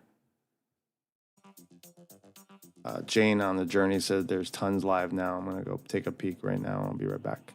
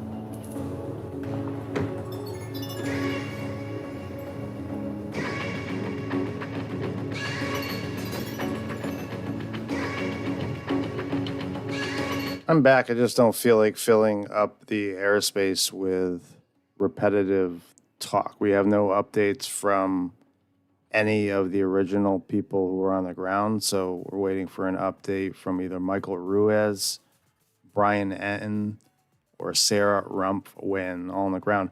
It sort of blows my mind that we had 6 or 7 cameras at Nancy's house. They've just been sitting there all day with cameras, and now there's action at Annie Guthrie's house, and not one of them is live with their cameras. That just blows my mind. So we are awaiting updates from any of those individuals. If anyone sees any other stations that are local here, let me know. But Brian Enton said that he would be on the scene shortly and uploading content. Michael Ruiz gave us the first update, and we haven't had any updates in about a half an hour. About 43 minutes ago, the footage that you're seeing on the screen was from Annie Guthrie's home. Unmarked police showed up at her house. We saw flashlights coming from the garage of Annie Guthrie's home, and then white flashes, which appeared to be a camera taking photos. We don't know why, what led them here. And just shortly after the Guthrie family sat together in what appears not to be their own home, it doesn't appear that ransom video they sent out addressing the potential abductors was sent from inside Annie Guthrie's home. It was a different couch, different wall. There was no art behind them. So I don't know, Joyce. I don't know if this is just diligence on investigators' part because they have no leads. I was just saying before this unfolded that the idea that billboards are going up in adjacent states, that the reward was increased to $50,000, and then the family addressing potential abductors tonight, all three of those things didn't add up, right? If police have known that they had a person of interest this entire time, none of those actions would align with that. So I don't know what to make sense of it. Some people have said in the chat that this is a distraction search, perhaps to throw off the potential abductors. You could maybe take a leap and say they're doing this while maybe looking at somewhere else for the suspects, but I don't know what to make of it. This, what we're seeing on the screen, aligns with what Ashley Banfield was reporting originally, that Tommaso is the prime suspect. But like I said earlier, I mean, we've seen it all in true crime. It just, if Tommaso is in fact involved, how would his wife Annie not know? That makes me think that she's also complicit in this somehow, and that blows my mind. Right? And this all occurred at 2 a.m. I would think, like, if I leave the bed at 2 a.m., Eva knows, right? I think anyone in the chat, maybe people can chime in, but if you're in a relationship, if you're married and you leave for an extended amount of time in the wee hours of the night, your significant other would know, right?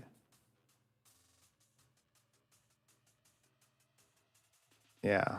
Eva tracks how many times I pee during the night, so she knows every time I get up.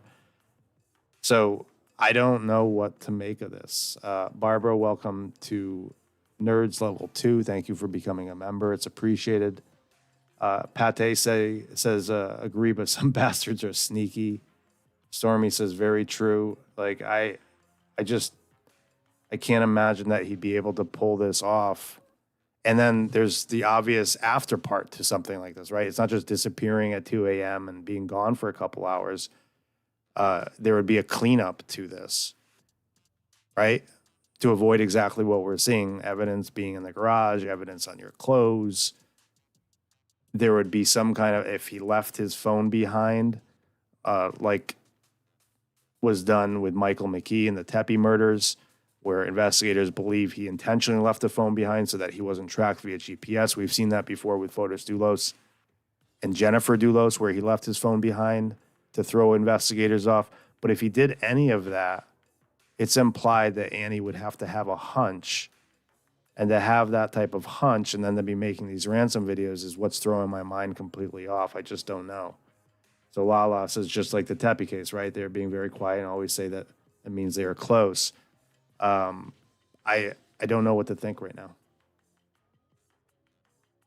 Joyce Phillips says Annie could be very afraid if he did something to mom. What would he do to her?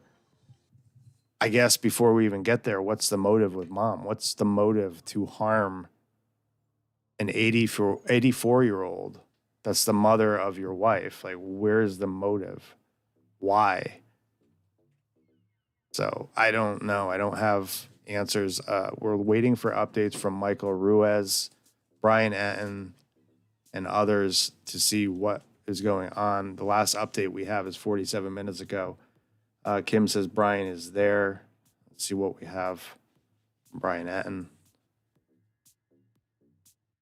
Brian Etten gives us the same update here. I'm outside Annie Guthrie's house where law enforcement appears to be taking photos inside. So same update from others that we've had. I will share Brian Etten's video here on the screen. At least it's updated content from.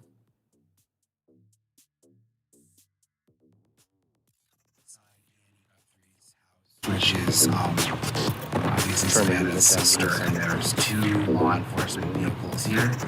My photographer was here when they got here and said that he saw camera flashes from inside the house coming from the windows. So it seems like they could be taking pictures inside. So I'm outside Annie Guthrie's house, which is obviously Savannah's sister, and there's 2 law enforcement vehicles here. My photographer was here when they got here and said that he saw camera flashes from inside the house coming from the windows. So it seems like they could be taking pictures inside. You can see the lights are on inside.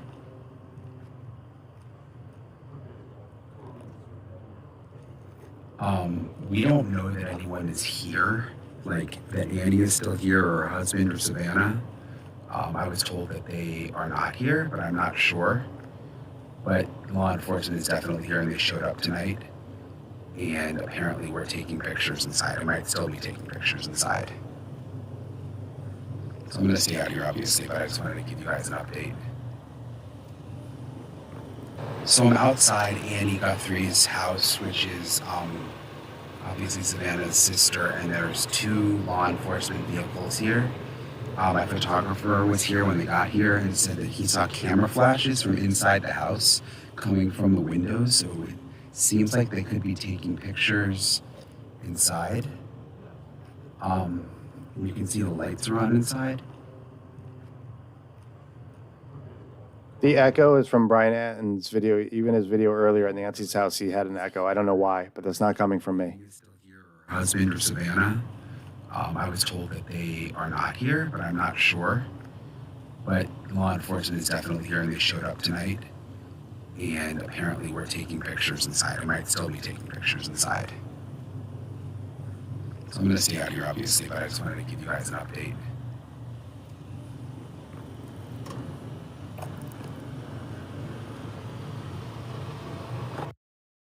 Everyone was arguing this past week over which halftime show they're going to be watching for the Super Bowl. And the irony is that I don't think I'm going to be watching either one because this case has I've been infatuated with this case from day one. It's all I think about. I look for updates on it.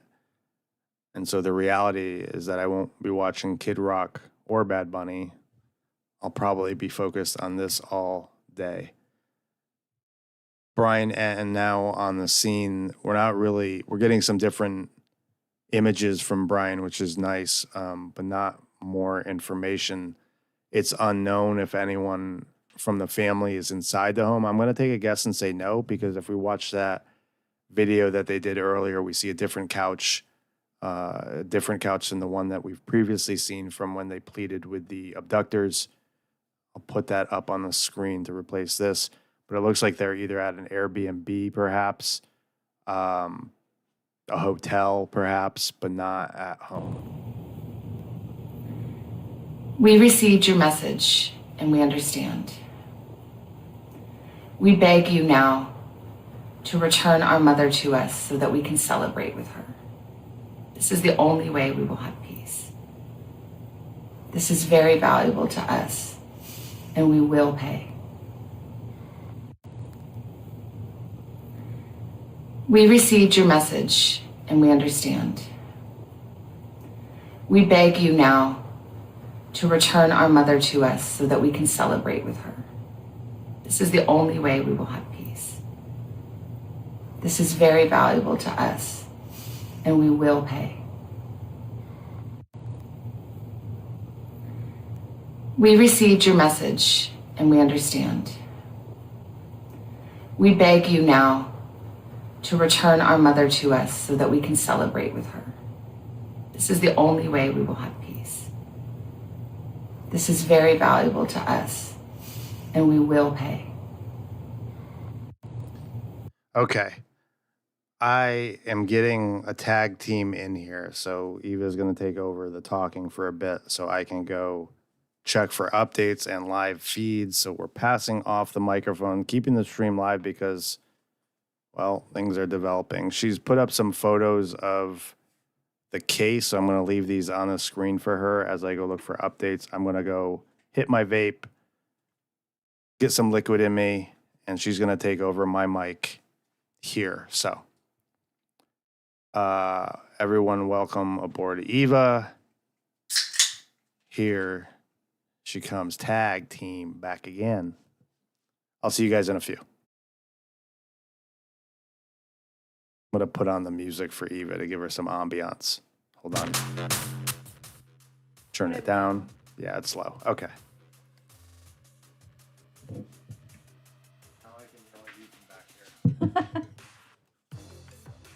Why was it killing you?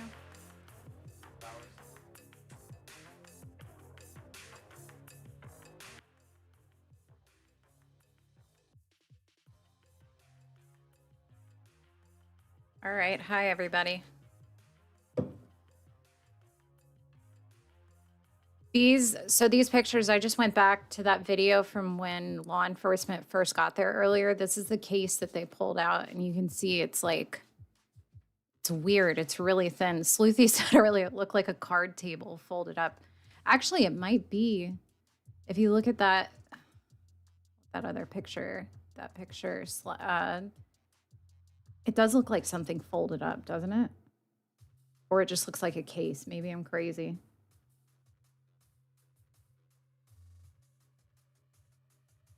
This is nuts. I'm like losing my mind right now when this all just popped off a few minutes ago. Like, we get the video earlier. They say they're going to pay the ransom. It's been eerily quiet all day. Like, after everything that happened yesterday, the third search at the house, it gets quiet overnight. Barely any updates from like all the reporters that are there. And then quiet most of the day. We get the we'll pay the ransom video. And now we've got law enforcement and forensics team inside Annie Guthrie's house. First they were in the garage, and then other reporters on the scene saying they were actually inside the house taking pictures. This is a wild development. I'm gonna look through the chat if you guys have questions. I know a lot of people came in like later, so I can like recap if you guys want me to.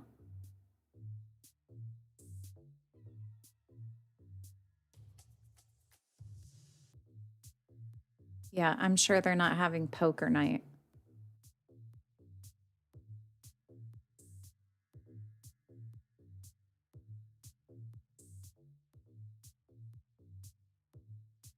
Someone just asked, have we seen a search warrant for what they're looking for? No, we haven't seen, I don't think we have any warrants for anything so far. But they would have to have a warrant. That's what Nerdy was talking about earlier. Anything that they're doing in there right now, they'd have to have a warrant. Which, again, means probable cause. And we're back at the last place, technically the last place that she was actually seen alive by anybody, right?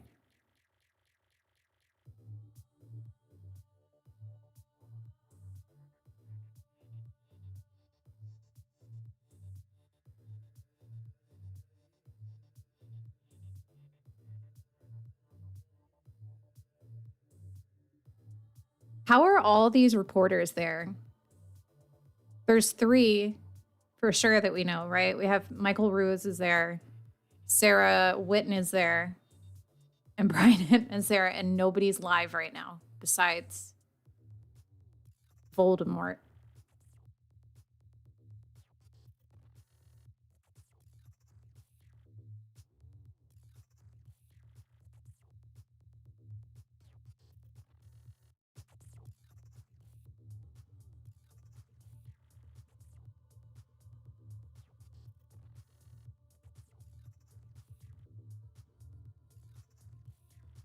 Yeah, that's why I said Voldemort is live there. We don't say his name on our stream. You guys know who I'm talking about.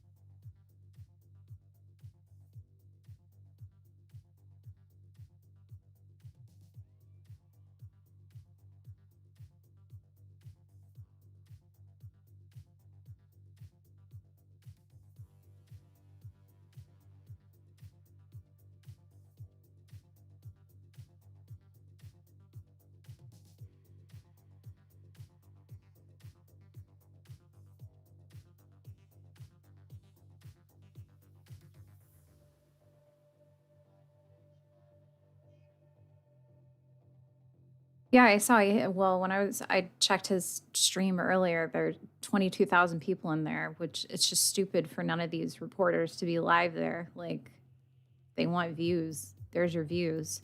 And it's literally his stream is just the driveway. Fox News' drone stayed up live like this whole time. They just brought it down like 10, 15 minutes ago, and they were still live, but they were live at Nancy Guthrie's house. And I'm sitting here thinking this whole time, like, maybe they know something that everybody else doesn't. And that's why they still had the drone up there. But there was literally nobody there besides the private security guards. Everybody's at Annie Guthrie's house. Maybe they brought the drone down because they're heading over there and they're going to pop it back up. Hopefully, we'll at least get a live feed that way.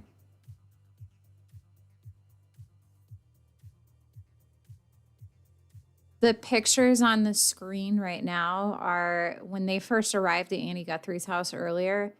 The first forensics team that arrived they were bringing out cases and cameras and stuff.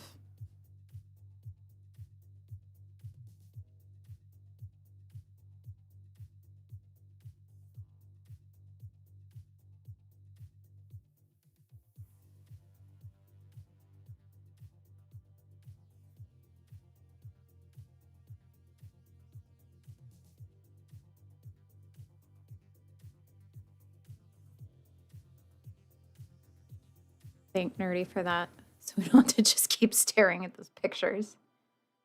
This was Brian Nitton's video. Yeah, this is when he got there.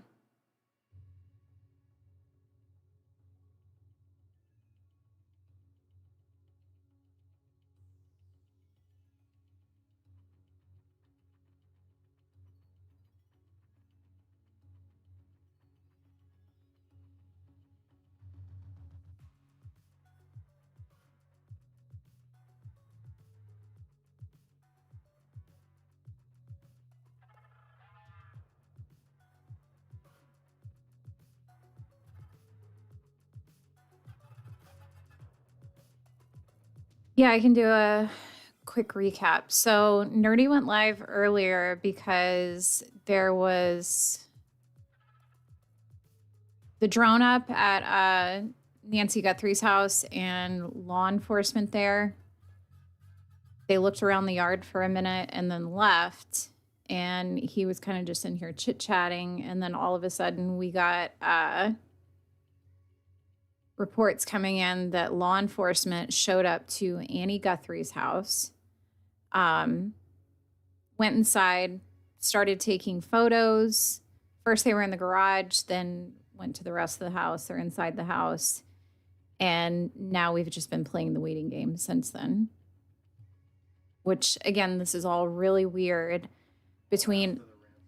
all after the, the video that the family put out today saying that they would pay the ransom. It was quiet most of the afternoon after that. And then now we have law enforcement forensics teams inside Annie Guthrie's house.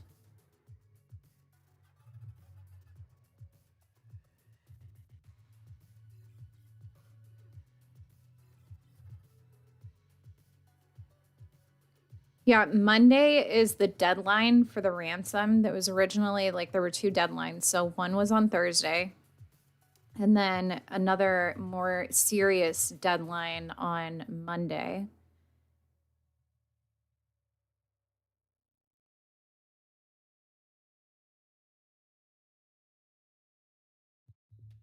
We don't know if the family is here at the house. The video that they put out today it's a different background from the original video that they put out. The first video that they put out,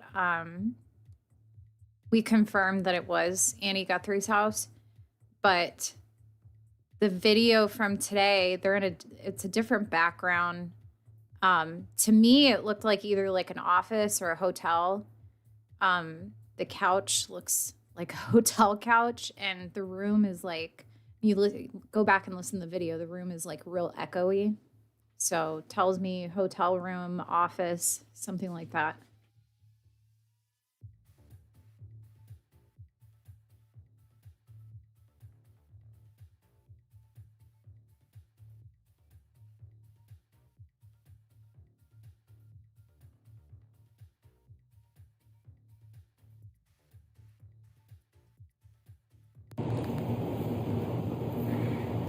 We received your message and we understand. We beg you now to return our mother to us so that we can celebrate with her. This is the only way we will have peace. This is very valuable to us, and we will pay. We received your message and we understand.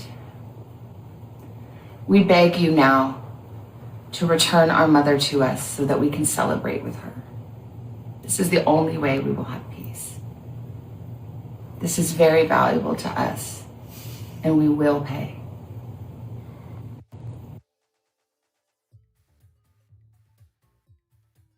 So it was the video from earlier. You can tell it was completely different background from the first video that they put out.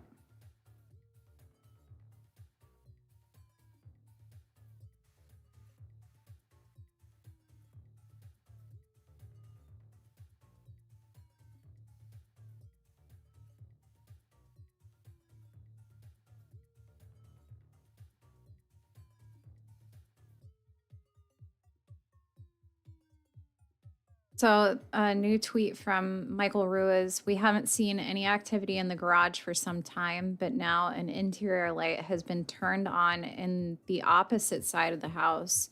No one has come out yet. Also unclear that the home is occupied by anyone but law enforcement right now.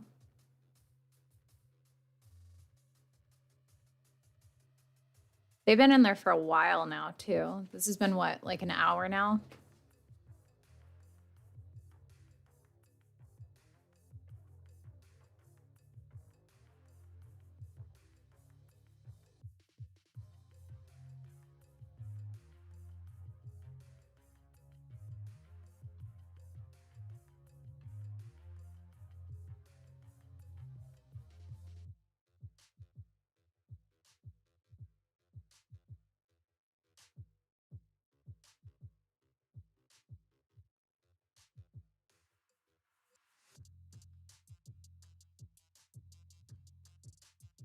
I already just put this up. This is the house right now, I'm assuming.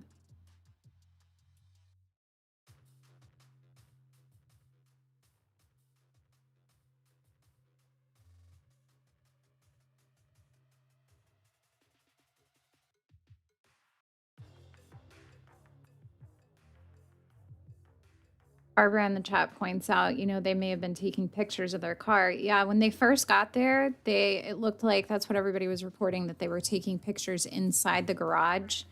But now we're seeing they're in the rest of the house taking pictures.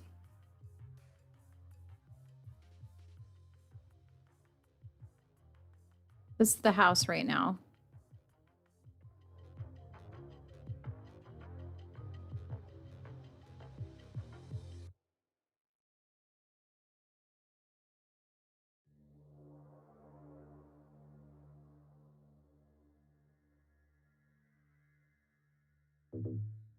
I'm going to assume, I think it's safe to assume that the family is probably not staying there. They probably haven't been there. I don't think it would be safe for them to be there. And then on top of that, between all the media being camped out in front of both houses, I don't think they would want to be there.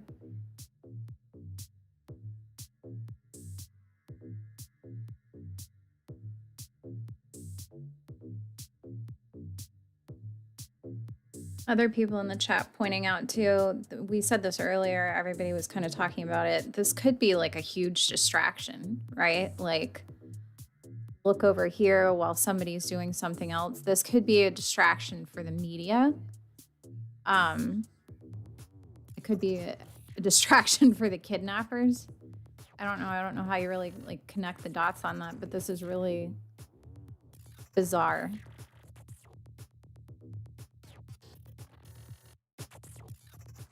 My biggest concern in all of this is if we're going to have to admit that Ashley Banfield was right, and I don't think I can bring myself to do it.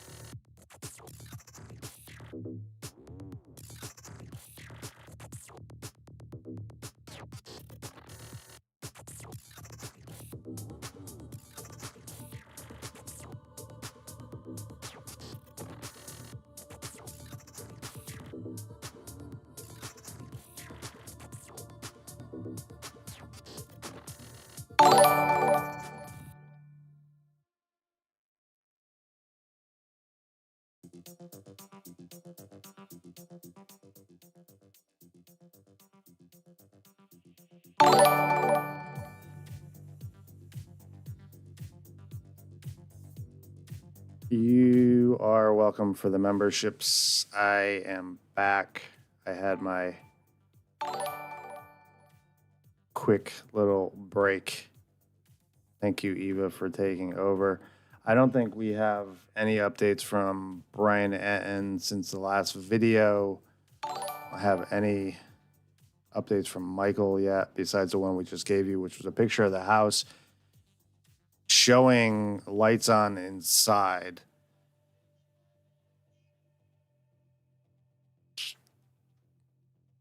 Sounds obvious, right? If they're inside the house, there has to be lights on. I think Eva is planning to join from her computer, which I just hooked up to Ethernet today, so she no longer relies on Wi-Fi. We've actually sustained a 2-hour stream here without any technical difficulties.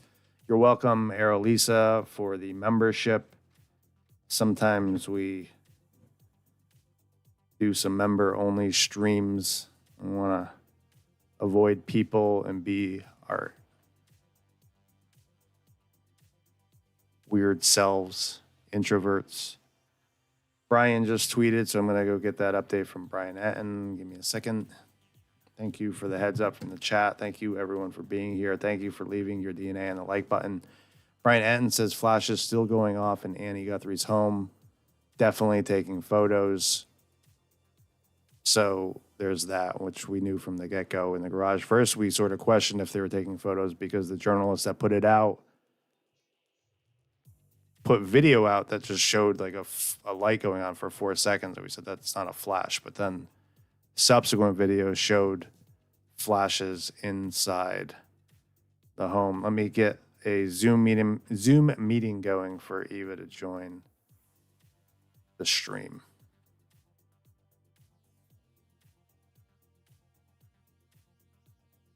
Miss Smith asks if we can play Brian Etton's video. Yeah, I will put that up on the screen here. Give me one moment to get the Zoom meeting going, send the invite, and then I'll put that video up on there while we await an update here. What the hell is happening? Music until Eva joins, and I'm going to go prepare that video now.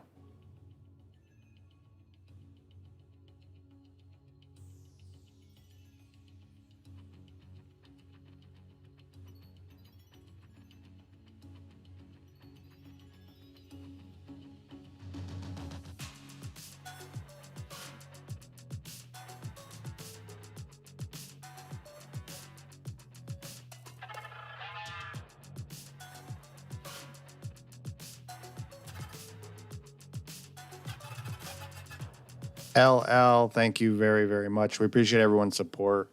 Appreciate the super chat, LL. Awfully nice of you. Appreciate the new people that have become members tonight. Appreciate the new people that have subbed.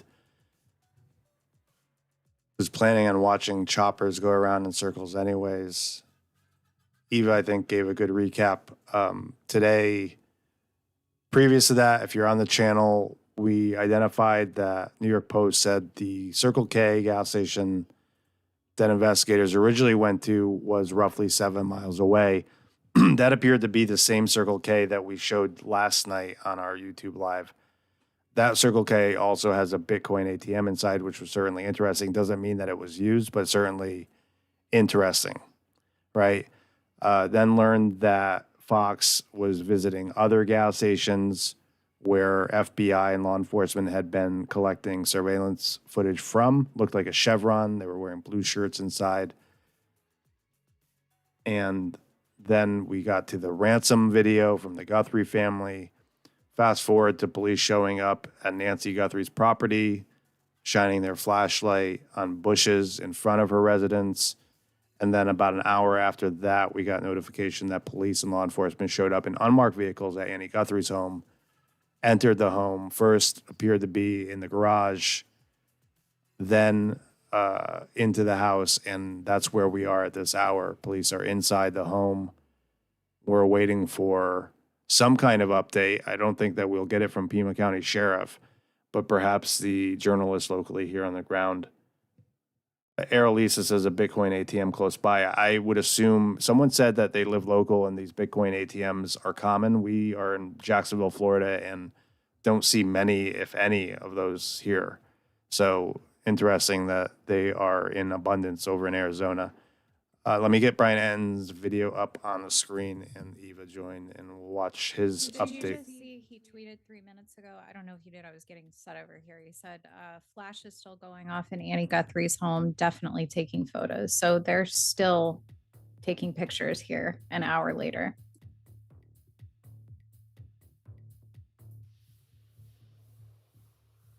I saw it and I read it, yeah. There's no video that went along with it, and then people in the chat were asking to play his YouTube video. If they do have her and she's still alive, these people are Which I'm buying gonna food they never put up on the screen now as we await more updates. Thank you for the subscription, Audra W. It's appreciated. Let's see what we have from Brian N from earlier. Hey guys, thanks so much for checking out my show. Really, really appreciate it. Please click to subscribe. Big news in the... I'll actually go to YouTube. I don't want to play it from X. That's just shilly. It's just shilly. Give me 1 second. Give the man his views. Yeah, that's exactly why I'm doing it. And plus, it doesn't play as smoothly and as crisp on X. So I think he records in maybe in 4K. I don't know, but okay. behavior before this happened is Brian En's update from earlier. He made this video and then rushed over to the scene. So. Seeing the alleged abductors. Listen to this.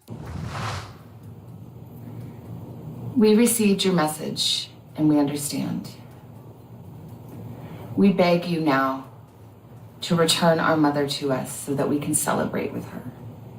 This is the only way we will have peace. This is very valuable to us, and we will pay.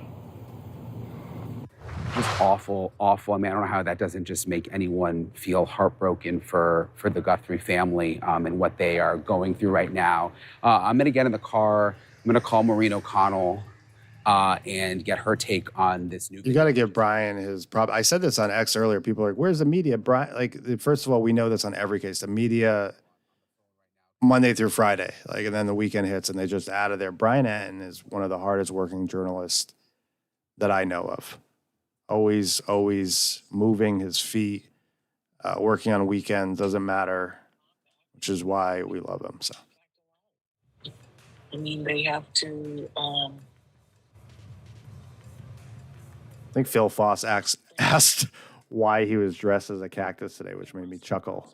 He's camouflaged in with his surroundings. You can see it in their faces. These people are crushed, and the most important person in their life is God knows where, with God knows whom. So they're, they're just letting them know we're going to cough up the money. They need them to, I don't know. I mean, this is brand new, and I think this is just a last-ditch effort on everyone's part to either find out who this person is or bring her mother home. When she says, "We received your message and we understand," I guess we don't know if that's the message from yesterday that we've reported on that went to the TV station, or if there's a new message that we just don't know about. Yeah, the message is, get me the money. I'm not talking to you anymore. Or else. Right. I'm guessing. And, I can say that I would never give money to anyone when I didn't have. So we are going through right now. I'm going to get in the car. I'm going to call Maureen O'Connell and get her take on this new video that just came out. Okay, so I have Maureen O'Connell, a retired FBI agent and, friend of the show on the phone right now because this just happened with the... So I'm answering J-Lo's question. I backed up a little. That's a retired FBI agent. To either find out who this person is or bring her mother home. When she says, "We received your message and we understand," I guess we don't know if that's the message from yesterday that we've reported on that went to the TV station, or if there's a new message that we just don't know about. Yeah, the message is, get me the money. I'm not talking to you anymore. Or else. Right. I'm guessing. And, I can say that I would never give money to anyone when I didn't have proof of life, but I can tell you that families often want to, because especially if they're, backed into a corner like this. What other option do they really feel that they have? None. Well, and I just think about if it was my mom and, I had the money, and we don't know how much it is, but I think I would just pay. I mean, I know what you're saying from an FBI perspective, but even if there's that, whatever the chances are, like, how could you not think I'm just going to pay? Right. But also, this is where, let cooler heads prevail comes in. When you have, has it ever happened where someone got paid without proof of life and got their loved one returned to them? My guess is no. What incentive do they have to give her back? Once they got their money, they got their money. Right. They want no further exposure. Dropping her off someplace or at a hospital or fire station or whatever, they're going to be on camera. Their vehicle, they're toast, and they know that. But the investigation would still continue, even if, let's say they paid and nothing happens. It's not over, right? I mean, there's still a way they could find out who they paid and try to track it, right? Or is the money just gone?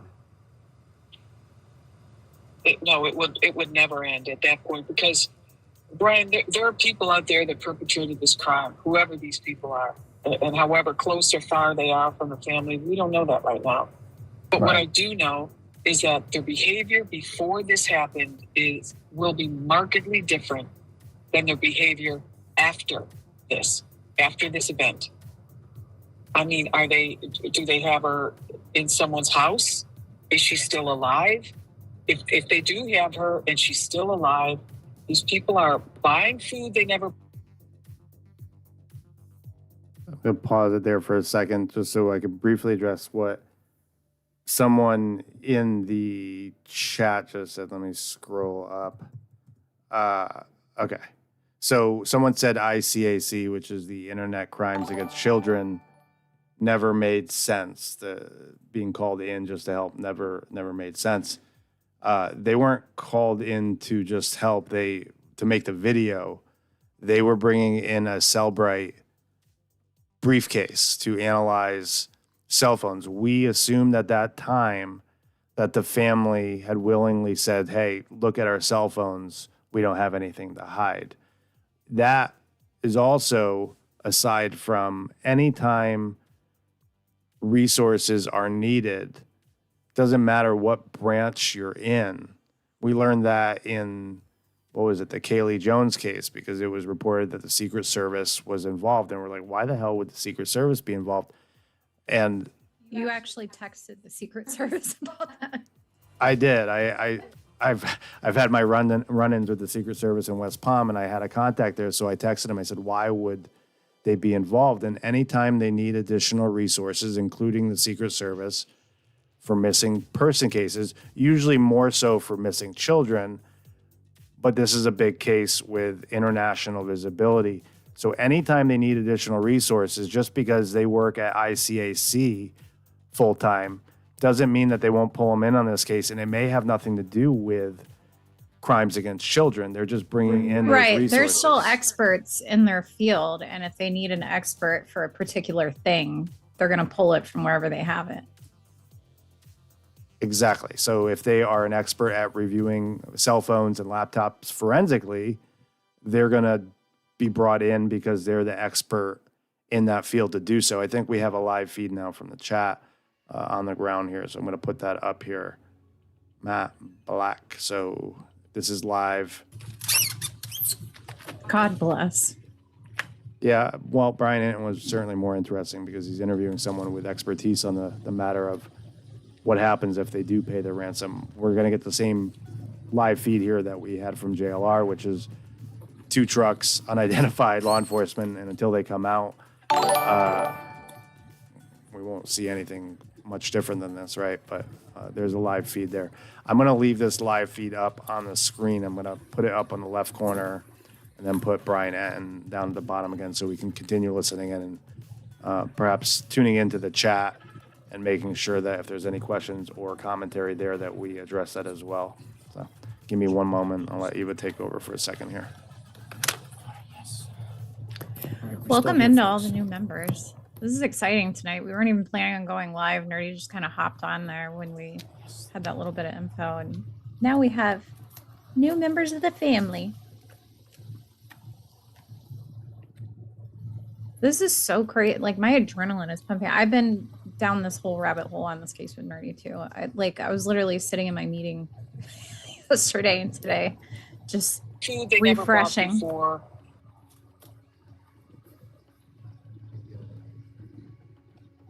Food they never bought before, possibly looking for medication, possibly bandages, who knows. Their life pattern will have changed dramatically. And that's what we have to ask the public to look for. I'm going to pause this again. So people in the chat saying that ICAC being brought in means something. It doesn't have to mean anything. We've worked these cases before. I'm not saying we're experts. I know people jumped right to the conclusion that they were in there because Tommaso. What do we hear there? Is that dogs? You hear that from the live feed from Annie's house? Ooh, might be.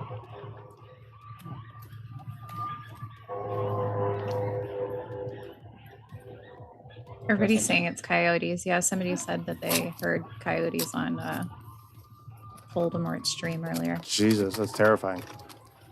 But the ICAC being brought in originally doesn't mean this guy has child porn on his devices. It means even Fox highlighted the case that he was bringing in, which was Cellbrite. He's an expert in forensically evaluating phones. That doesn't mean just for child-related content. That means for GPS, metadata, deleted items. That's what Cellbrite does. So you may be right, I may be right, we may both be wrong, but I didn't read anything into that more than every expert and resource that they needed for this case was brought in. Doesn't necessarily mean that because you saw ICAC out there that this has anything to do with it. It could turn out that they did find something. I don't know, but that's not why they were brought in. Well, and it might not have been an entire department either, right? It could have just been one guy from the ICAC that's really good at one particular thing. And you got to think they are going to pull the best of the best for this. Like they're pulling a lot of resources for this. Whoever did this, the fact that they haven't been able to trace them for a week now, these people are pretty sophisticated. So yeah, they're going to bring in the best of the best in whatever field they need. Undertone is warm, cool, or neutral. As a professional makeup artist, the most common mistake is wearing Freaking X ads are annoying.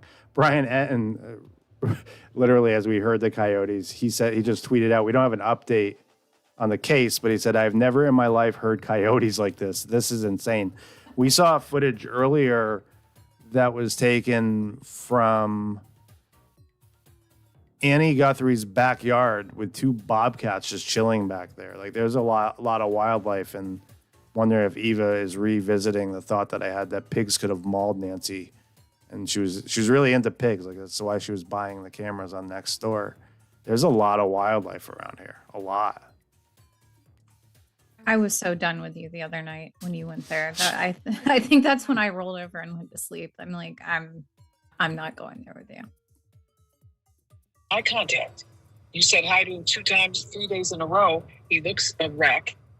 You know, he won't make eye contact with me, or he's always in a rush when he normally talks my ear off. You know, strange behavior like that, this post-incident behavior is very, very telling. Yeah, people need to be on the lookout. Well, thank you, Maureen. Thank you, Maureen. I've heard that term a couple times. What is a javelina? I saw that mentioned earlier on X. What's javelina? The snake? Ava? I'll wait for Ava to respond. Sounds like she knows what a javelina is. Is it a javelina or a javelina? Javelina. Oh, it's a wild pig. That's what Nancy was into, right? That's what she was looking for the camera for? Is it javelina or javelina? It's pronounced javelina. Interesting. Who the fuck would want to live in the desert? It's terrifying. Just listening to those. I'm going to put the coyote sound up again and we'll pause on I Brian. say that as we sit in Florida, but still, like, I don't know. This is not my cup of tea.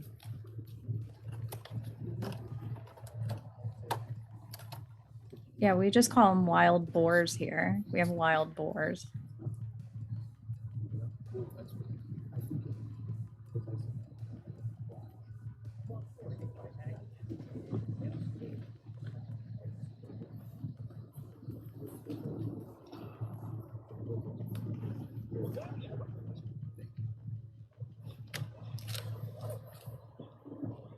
What happened to our live feed?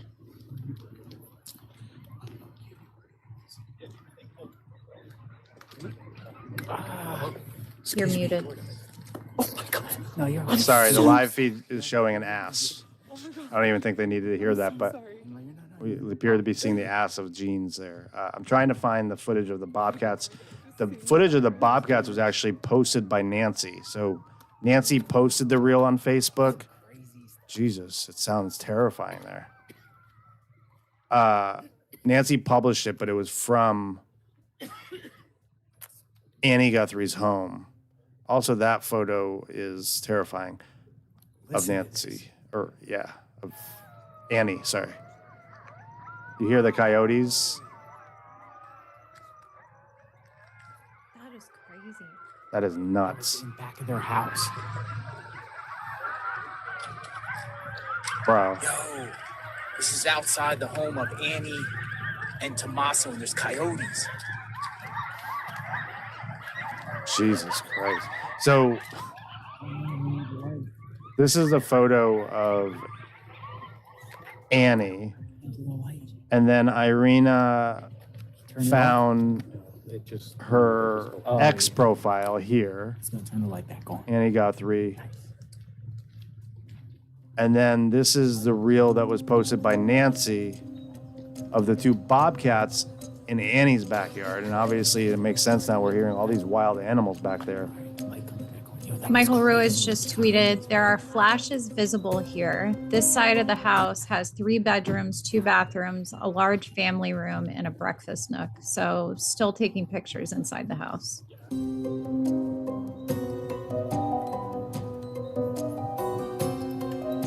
Dude, I'll play it again. Like, I recorded this in the back of their house. Listen to this.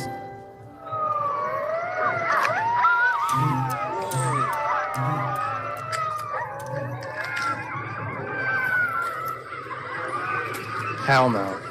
You couldn't pay me to live out there. Dude, outside of the road, and it's coming from the back. This is outside the home of Annie and Tommaso, and there's coyotes. Hold on one second. That Let me turn the is music terrifying. That's crazy. down. Like, are they normally going crazy like that? Or like the first thing I think of is like, did anyone check the back of their fucking house for a body? Because it sounds like there's a fucking Golden Corral buffet back there. Right? That's crazy.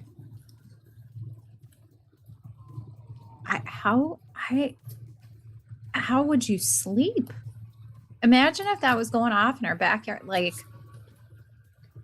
Barbara says that they do that all night long. I don't know how I'd live like that. Arrow, Lisa says they run in packs. No, yeah, I was. Jesus. Stormy, yeah, sounds like a large pack of coyotes. Coyotes? Coyotes? Still here, folks. Coyotes? Still here. Jesus. So, They sound like that often. It's usually when they are luring another animal in. How does another animal hear that and like, I want to know what that is? Like, I'm running away from that.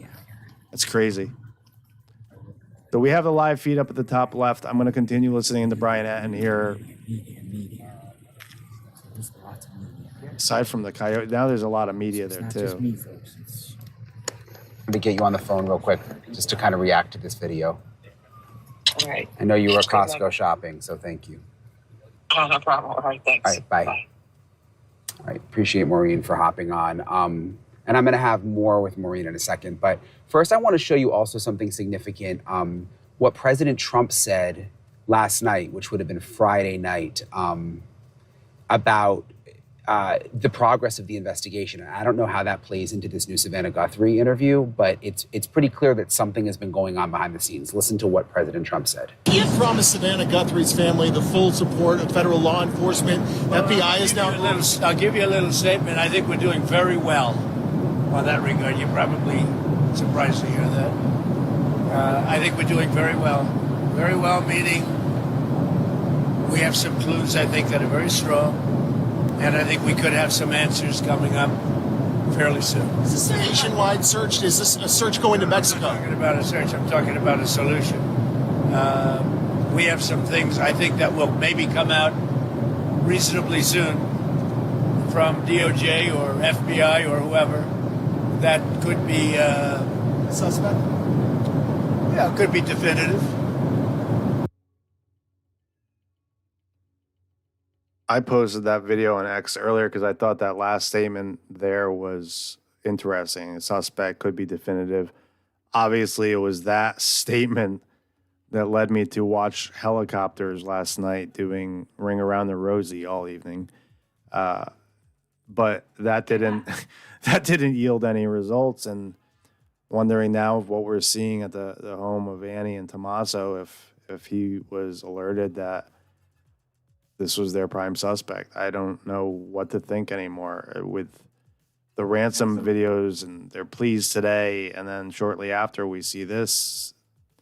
And I want to just say this is the first time, I'm 45, this is the first time that I've ever watched, if this was a ransom or a legitimate kidnap ransom, it's the first time I've ever watched something like that play out. Never in my lifetime have I been tuned into something like this, if that's in fact what it turns out to be. Yeah, this whole thing is wild. Yeah, I know a lot of people are saying, take what Trump says with a grain of salt, but it was the timing about it. I mean, he was pretty confident what he was saying, it seemed like, but it was the timing of everything, right? Because we saw a third search yesterday. They removed 2 cameras, a broken floodlight, and then like right after that, or right around that time, this is when we get Trump making this statement. And then we saw that helicopter go up and do the loop-de-loops. Like, we were sitting here, we stayed up so late last night because the chain of events of way things happen, like we really thought there was going to be some action, something was going to pop off last night. And then just quiet all day today. Someone asks in the chat if coyotes attack people. We're going to find out tonight, I think. I mean, there's a lot of people out there, and they sound pretty close. Someone in the chat asking where the couple is. We don't know. We're taking a guess, though, based on the latest video that they made. That was Savannah, Annie, and Cameron Guthrie making a video earlier tonight. And that video was directed at the alleged abductors. It didn't look like they were inside this home. So we don't know if anyone is inside that home. I'd be willing to guess that those 3 are staying somewhere else. They've hired a security guard. I don't think they're there. I don't think they've been there. Question is Tommaso with them? Did Tommaso stay behind? Did they start getting an icky feeling about Tommaso at some point because of the reporting and the accusations, or what they noticed from that night? I don't know. Someone in the chat is where I am, right? If Tommaso was involved, I don't buy that Annie didn't know. We said that before Eva jumped on. I asked the chat the same question. How many of us can go to sleep with our significant other and creep out for 2 hours, 3 hours? I don't know what the timeline would be here, but how many of us can creep out for 2 or 3 hours, potentially leave your phone behind so that law enforcement doesn't track you going somewhere during that time of the crime, and not have your spouse recognize that you were gone or start asking questions? And then that's just the time that you're gone. When you get back, there's cleanup. You have to throw your clothes away or throw them in the laundry or do something with them, burn them. I don't know. But how does a significant other miss all of that? And I've said that if Tommaso is in fact a prime suspect, then that would make me believe that Annie is complicit in all of this, which blows my mind even further, because here she is in these ransom videos pleading with fabricated abductors, saying, return our mother, and maybe potentially even having her sister Savannah. And I wonder if that's the timing, right? I wonder if the timing is such that investigators know that Savannah was about to send millions of dollars in Bitcoin, and perhaps they're sending a message to Savannah here with this search. I don't know, but it's certainly interesting timing. But if Annie was sitting there and about to let her sister send millions in Bitcoin to fabricated abductors, it's just ick all the way around. I mean, them being at Annie's house tonight, right? And taking pictures. They've been in there a while now. Like that, they're taking pictures of every square inch of this house. They've got forensics there. Something's bizarre, right? But we were joking about this earlier before I hopped on. But I mean, let's say Tommaso's involved. Okay, let's hypothesize that here. I can't think of any way possible that Annie's in the dark about it. I just can't, because exactly what you were saying earlier, like, we live together. I know when you get up and go to the bathroom in the middle of the night. You know when I get up and go to the bathroom in the middle of the night. we definitely know when one person or the, like, if you got up and just left the house in the middle of the night, you'd be 2 minutes down the road. I'd be calling your phone. Like, I can't picture in a world where she wouldn't know, and that's such a sad thought in all of this, because it's their mother. Like, this is already sick in and of itself, just thinking that it's strangers that abducted this 84-year-old woman, this frail old woman, holding her hostage, like everybody, we're all wondering if she's okay medically, if she's alive. But then to think that family is involved, like, my stomach is churning. Like, them just being at this house, taking pictures inside, like, it's making me sick to my stomach. 2 million in Bitcoin would not make the stock go up. It's like throwing pennies into a giant bucket. It doesn't do anything. You'd have to be in the billions to make stocks like that go up and down. Tracy saying more media arriving now. It's probably expected, but for them to be out there in the middle of the night on a Saturday night with all the coyotes, they probably know something. I'm gonna go look to see if any of those are mainstream media. Tracy, if you have a link to mainstream media, let me know. I'm going to take a peek and then we'll resume watching Brian Atten's video here from earlier. It looks like Fox News no, they're not live. Got me excited. Let me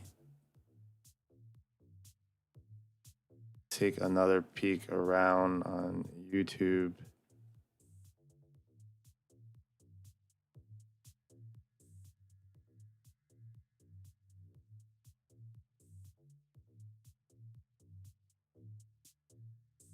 I don't see any mainstream media yet. The person that we are watching live has a big banner that says footage Jonathan Lee Riches across it. Waiting for some kind of media here to. All these cameras and no one is live. Brian Atten typically does live streams as well, but nobody going live here. If anyone sees a media or news outlet that has live coverage, please let us know. I'm going to continue watching Brian Atten's video from earlier until we get another update from him on the ground. The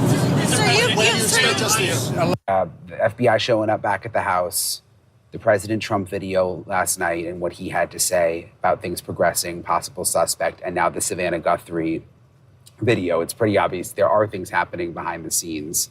I want to go now to earlier I interviewed Maureen and Jeff, both retired FBI agents. We talked more about the what happened at the house with them looking for evidence, what they might be looking for, and kind of bigger picture where the investigation goes from here. I'm joined now by Maureen O'Connell and Jeff Bennett, both retired FBI agents.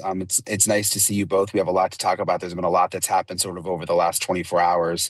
The first thing I've been dying to ask you both about, and that I was thinking about when I went to bed and even when I woke up, is these comments by President Trump on Air Force One. And I'm just going to read them again. He said, "We have some clues that I think are very strong, and I think we could have some answers coming up fairly soon." The reporter said, "Is this a nationwide search? Is this a search going to Mexico?" And he said, "No, I'm not talking about a search. I'm talking about a solution. We have some things that I think will maybe come out reasonably soon from DOJ or FBI or whoever that could be." And then the reporter said, "A suspect?" And President Trump said, "Yeah, could be definitive." What do you make of that, Maureen? Not necessarily helpful to the investigation. Well, yeah. I mean, I'm sure they're not pleased that, but just in terms of when he said a solution, do you get the sense that they're closing in on someone? Yes, but I always got that sense whenever, because when you looked at the response to this crime initially from the sheriff's department, They thought it was a missing persons case, which is reasonable because they probably have that. That's probably the number one thing that they're doing out there is, lost animals and missing persons cases. So when they went in there, with a couple of people. But when you saw yesterday, like I texted you and I said, here comes the cavalry. When you see that cavalry roll into town, you can get goosebumps. And Jeff will confirm this. You have a group of 10-pound brains that you feel almost as if it's never been assembled like that before. You've got these great forensic. It's essentially the FBI's forensic lab in a mobile unit with the FBI ERT team and hostage negotiators, profiler, you name it. I mean, when you come in with all this, it really does drops the pressure level because you realize A, it's not all on your shoulders. B, everybody here is a complete professional. They all know what they're doing, and they're all hyper vigilant and hyper focused on what needs to be done and in what order. And it's just unbelievable to be part of. Wouldn't you say, Jeff? Yeah, we saw them all come in. We saw them all come in. I saw like you said, the cavalry. I mean, all the evidence fans, they all. Still no updates. We're almost going on 2 hours with law enforcement at the home of Annie Guthrie and Tommaso this evening. Waiting for updates from Brian Etten, Michael Ruiz, one of the journalists on the ground. Looks like there's media now sort of showing up in front of the house. So we should have a live feed from one of the media outlets soon. Tracy, one of our mods, says she doesn't see any lives yet. I know Eva's been looking. I've been looking. So I'm going to actually hit TikTok to see if anyone is live there. Bailey, appreciate the super chat. And I'm going to read the question from Bailey. Is this the first time they've checked out Annie's home? I figured they would have done that already. So curious why it's such a big deal tonight. So we know last night they were there. It was reported that law enforcement showed up. They walked along the side of the house and then left about 5 minutes later. We also know it was reported earlier on the week when law enforcement showed up and everyone jumped to conclusions, including myself. But then shortly after, about 2 hours after law enforcement left, and that's when these social media videos were released on Instagram, and we saw FBI walking out with tripods. I think it's interesting. I don't know if anyone has reported who is at Annie's house, if this is FBI, because it seems like FBI has been assisting the family with the videos. But last night it was Pima County Sheriff's Office that showed up at the house. We know that it seems divisive. Seems like Pima County Sheriff started the investigation and then sort of unannounced, like not officially, like the FBI just took over because they weren't getting anywhere. But there was never an announcement of that switch, right? People, and even journalists and Brian Etten said, look, it seems the FBI is leading up the investigation now, but it was never officially announced from any law enforcement source that was the case. So I don't know who is at the house tonight, whether it's the feds or Pima County Sheriff. Yeah, nobody has clarified that so far tonight. It just says law enforcement from everybody that's there reporting. I don't think there's been like a search of Annie Guthrie's house since this has started. Nobody's gone in like taking photos or anything like that. Somebody can correct me. I confirm in the chat. Originally, wasn't there were reports that Annie's and Tommaso's car was towed, like right there at the beginning. I don't know if that really happened or not. I don't know if we ever confirmed that.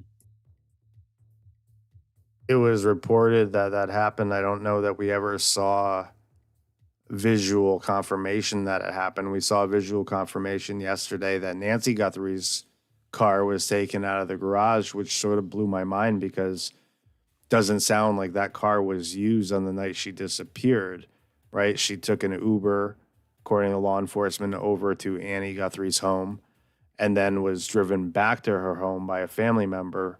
Law enforcement being vague about which family member dropped her off, but that vehicle was towed yesterday. That was a blue Subaru. We noted there was a license plate on that vehicle, so we know it's registered.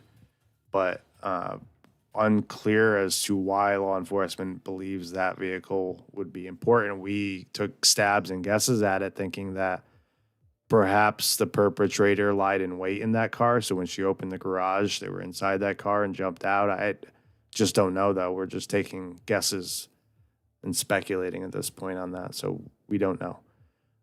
What we do know unfolded this evening was, first, law enforcement showed up at Nancy Guthrie's home.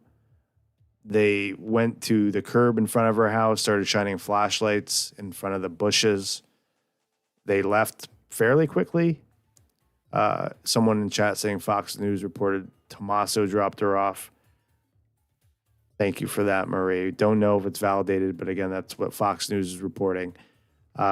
We saw law enforcement leave Nancy's house this evening, maybe about 5-6 minutes later. We thought it was over. We're doing a recap on today, including the new ransom video or the response to the abductors from the Guthrie family video that was released on Instagram. Recap some of the stuff that we found, which was the gas station having a Bitcoin ATM inside of the Circle K.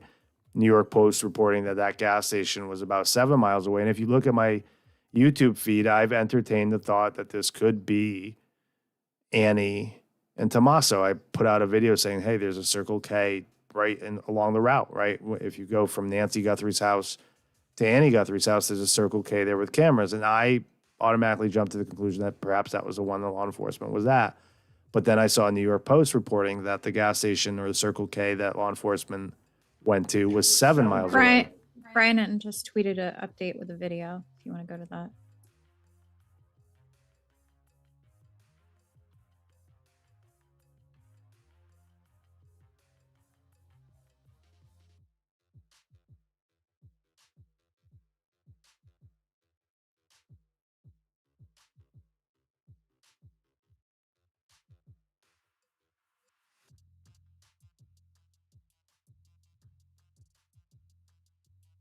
Give you guys a little update. Not much has changed here outside Annie Guthrie's house. There's, I think, 3 law enforcement cars. We're not sure what agency they're from. There's this pickup truck, there's an SUV, and then there's another SUV behind there, I believe. But they've definitely been in the house taking photos. Like, there's no question about that because we've seen the flashes and we have some of the flashes on camera. And the interesting thing is they've been in different parts of the house taking photos. So we saw them over on this side. But then we also saw flashes coming from this side over here. So I don't know if they're going into every room or if there's certain rooms that they're focused on. But this is Annie Guthrie's house, Savannah's sister, Nancy's other daughter. She lived here with her husband. We've seen police here before. The FBI was here earlier last week. And then there was the day that the federal agents were here and went in with the ring light and the tripod when they made the first video, when Savannah and her siblings made the first video. Though we don't think that anybody's staying here now. Like Savannah and Annie and Annie's husband, I think, are all gone because it's been quiet here for like the last day or so. But the timing is just interesting. Like, why would they come tonight so late to just start doing this? I don't know the answer to that. But yeah, so I just wanted to give you guys a little update. I'm going to stay here, obviously, see how this all sort of wraps up. Okay, I'm going to play that one more time because I think he just hit on what exactly we were hitting on, which is we don't know, and he doesn't know, what law enforcement agency is there doing the search inside the home. LL making a good point. We got a lot of people in here this evening, and the amount of likes doesn't equal the people in here. So, if you could, please take a second to leave some evidence that you were here this evening. Please go and leave your DNA on that like button. We appreciate our mods and even non-mods reminding folks to please hit that like button. We appreciate that. Gets the algorithms going, gets more people in here so you guys can chat with them, more ideas, sometimes more assholes, but our mods will take care of that. That's fine. I'm going to play this video one more time. got a new sub. We appreciate that. Yeah, aside from liking the video, if you're not subscribed, we would ask that you consider subscribing and appreciate both the likes and subscribes. Appreciate all the folks in here tonight, and please give a big thank you to the mods for keeping this safe. You'll see sometimes messages just randomly disappear. We appreciate everyone's opinion. We appreciate swearing. We love swearing. But you won't be derogatory in the chat towards people, or the mods will boot you out. Look at Irina's comment. Yep, I'm going to scroll up. Brian replied to you. That's what she was letting you know. He said, I don't know why it's only happening when I post to Twitter. Interesting. I commented on Brian Atten's video that since earlier this afternoon, someone in our chat mentioned it, that his videos are echoing, almost like he's got like a secondary mic on his phone. Sometimes that happens when I connect the DJI microphone to my iPhone, but he said he doesn't know why, and it's only happening on X. So I don't know either. Okay, we're going to listen into this video one more time. There's a lot of coyotes on a live feed earlier, waiting for local media to go live, but getting updates from Brian Atten is just as good here. We're going to go full screen and listen to this one more time. Oh, you're already full screen. I'm on a different screen over here. All right, just wanted to give you guys a little update. Not much has changed here outside Annie Guthrie's house. There's, I think, 3 law enforcement cars. We're not sure what agency they're from. There's this pickup truck, there's an SUV, and then there's another SUV behind there, I believe. But they've definitely been in the house taking photos. Like, there's no question about that, because we've seen the flashes, and we have some of the flashes on camera. And the interesting thing is they've been in different parts of the house taking photos. So we saw them over on this side, but then we also saw flashes coming from this side over here. So I don't know if they're going into every room or if there's certain rooms that they're focused on. But this is Annie Guthrie's house, Savannah's sister, Nancy's other daughter. She lived here with her husband. We've seen police here before. The FBI was here earlier last week. And then there was the day that the federal agents were here and went in with the ring light and the tripod when they made the first video, when Savannah and her siblings made the first video. But we don't think that anybody's staying here now. Like Savannah and Annie and Annie's husband, I think, are all gone because it's been quiet here for like the last day or so. But the timing is just interesting. Like, why would they come tonight so late to just start doing this? I don't know the answer to that. But yeah, so I just wanted to give you guys a little update. I'm going to stay here, obviously, see how this all sort of wraps up. So he hits on 2 things that we were just talking about, which is A, we don't know which agency this is, and B, the timing, he says, is interesting. And it's interesting to me that it happened right after the family pleading to the abductors, saying that they'll pay. I don't know if we have 2 different competing agencies here. If Pima County is doing this, which they're entitled to, right? They're the lead agency, or we're the lead agency, and it's their county doing this search at their house. And if this is a message to the FBI or to the Guthrie family, immediately after saying we'll pay this ransom, to come out here and search would leave me to pause, right? If I was the one about to pay the ransom.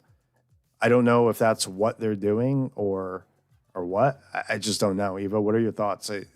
Right? I mean, the video came out saying we'll pay, and then you, as a family, see this occurring at one of your siblings' house. It's going to make you pause before paying, right? I don't know. I mean, can you imagine being in that position? Because what do you do, right? Especially if law enforcement isn't like cluing you in on the investigation. Like, I don't know if they're telling anybody anything, what they're doing. I would imagine if they have a search warrant, like, I mean, at least Annie and Tommaso would know about that, right? I don't know. Think about it. It's your mother, right? Like, to me, well, if it was my mother, we won't go there, but I would say for any normal person, right? Like, you would pay it, right? Just in case. I couldn't imagine being put in this predicament. I feel so bad for Savannah Guthrie and her brother also. Um, to even have to like think about something like this. Um, oh, while you were talking just a second ago, Michael Ruiz just tweeted too. He said, "My question is, why would you go back to take photographs in the dead of night?" That's something we were questioning earlier, right? Like, why now? To me, the most obvious thing points to there was a very urgent development between yesterday and today, right? I mean, they did that third search at Nancy Guthrie's house. They took those cameras, and we had a lot of speculation about that, right? Like if they were going to be able to pull anything from those cameras, did they pull anything from those cameras? And it's a response to that. They towed her I'm just car gonna last night. pause you for 1 second because aside from that question that Michael Ruiz has, he then tweeted out 4 minutes after that. One of those photos is going to be up here. It's the one with the white truck. He says, an officer just exited. That's a photo you have on your screen right now.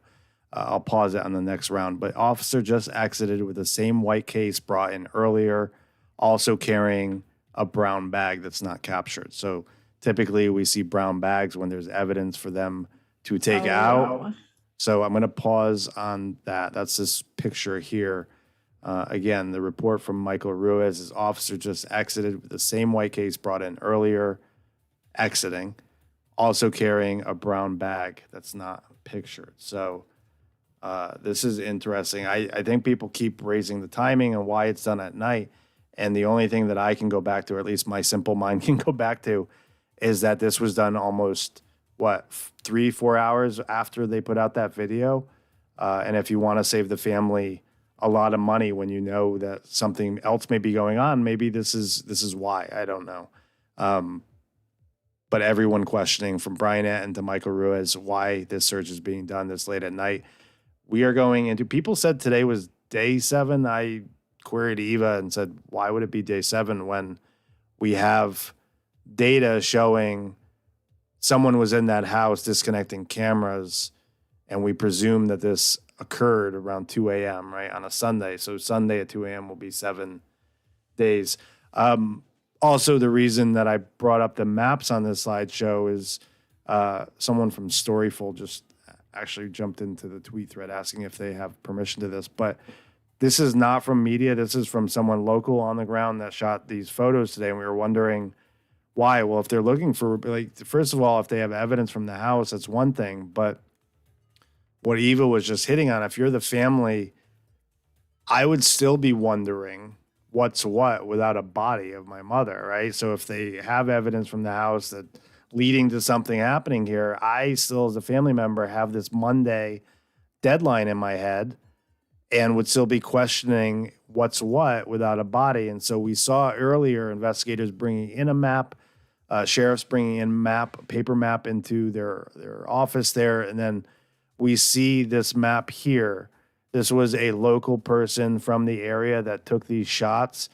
He said he only had a couple seconds, and he identified the terrain as being the foothills area. So it seems like investigators were focused on that foothill area. I don't know if they found something in the area because this was much earlier in the day, and then that led them to that. I don't know. I see Pate screaming nerdy in all caps. I'm going to Michael Ruiz's update. I see that. One vehicle just left. The other is still here, and multiple officers are still inside. So I'll get that video up on the screen as well.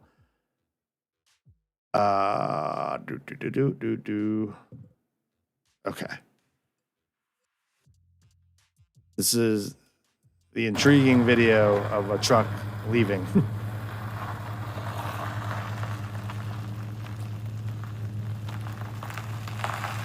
I'm gonna assume that's the truck that had the case and the evidence bag too. Leaving. People, that's a sheriff's deputy. You can see right there. Let me rewind it. So we now have an answer as to who this is, which is interesting because we know the FBI has been assisting the family with these videos with the pleas out to the abductors. And now we don't have any feds here, but we have Pima County Sheriff here without the feds doing their little side quest.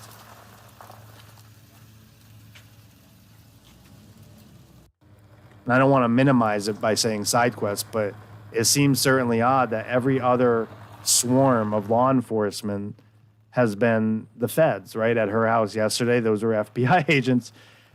The videos have been done with the FBI agents, and now we have Pima County sheriffs here doing their own sort of investigation inside the house without the feds here. And it's also interesting that Donald Trump said yesterday that we'd get an update from the DOJ or FBI. He never, or someone, right? He never said Pima County sheriff. He's really been leaning on his federal resources. But here we see a sheriff here leaving the property. This is not going to help my sleep at all. Well, let me add to that because I was just my brain started going for a second when you were talking earlier. So yesterday, on top of everything else that we just listed off, all the stuff that was happening yesterday, the other thing between yesterday and today is we possibly had a vehicle of interest, right? That's why they stopped at the gas station. They were asking for footage. There was a lot of talk about a possible vehicle of interest yesterday. So let's kind of like piece it together, right? You have maybe a vehicle of interest. Maybe they got footage. Maybe they have a car. Then we have maps today of tunnels, possibly. Could be a topography map, but I started thinking tunnels. And I don't want to it's kind of sad to talk about, but if you have a body in a car and there's tunnels, abandoned mines would be a place to dump a body. Do you see where I'm going with this, or am I crazy? No, it's a reasonable sequence of events. I just don't know where the disconnect is. If you, again, because of those things that I've mentioned earlier, and it just sounds like you have competing agencies right now because the FBI are the ones that are putting up the billboards, right? The FBI are the ones that have, or would seem to have, more expertise than Pima County Sheriff, right? Pima County Sheriff has seemed to have fumbled this from the get-go with misinformation, and right? And so you have the FBI putting up the billboards. You have the FBI putting up the $50,000 reward. You have the FBI coordinating with the family to make these pleas to the abductors. And then you have Pima County Sheriff coming in late at night on a Saturday, right after the family says they're willing to pay the ransom. Brian Enton's tweeting with a video. Deputies are starting to leave Annie Guthrie's house after 3 hours.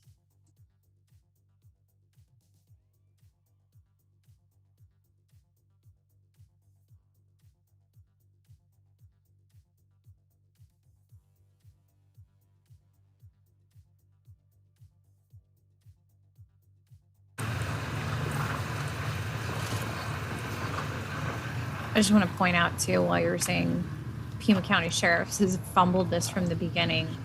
While all this is happening tonight, the sheriff himself was at a basketball game.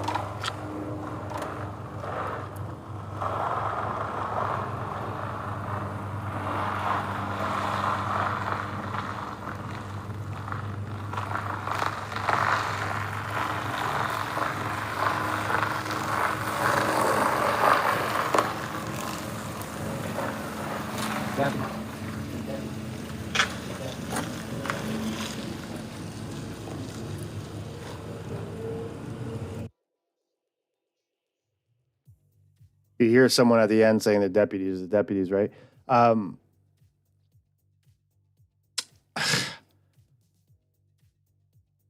Thank you for letting me know that the Pima County Sheriff is at a basketball game while all this is going on. It just sounds... Oh, you didn't see that earlier? No.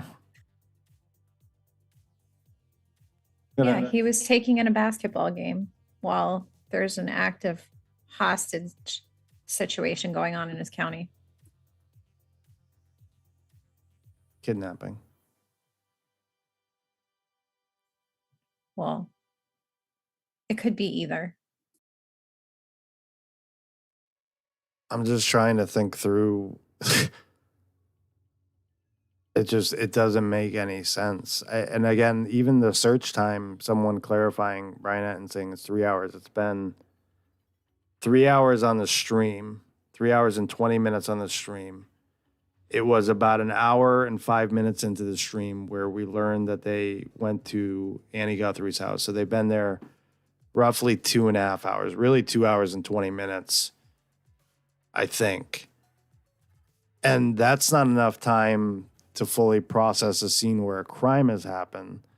So either they're just doing this as a last resort to make sure that they don't in fact have a person of interest. But again, we've said this before, that in order to get into this house, they need a warrant. Now, someone in the chat said, well, they don't need a warrant if the family allows them. But we've raised that on a previous stream that would be problematic if they do find evidence and then prosecute and there was no warrant, right? So we're going to assume that there's a warrant here, that a judge signed off for probable cause.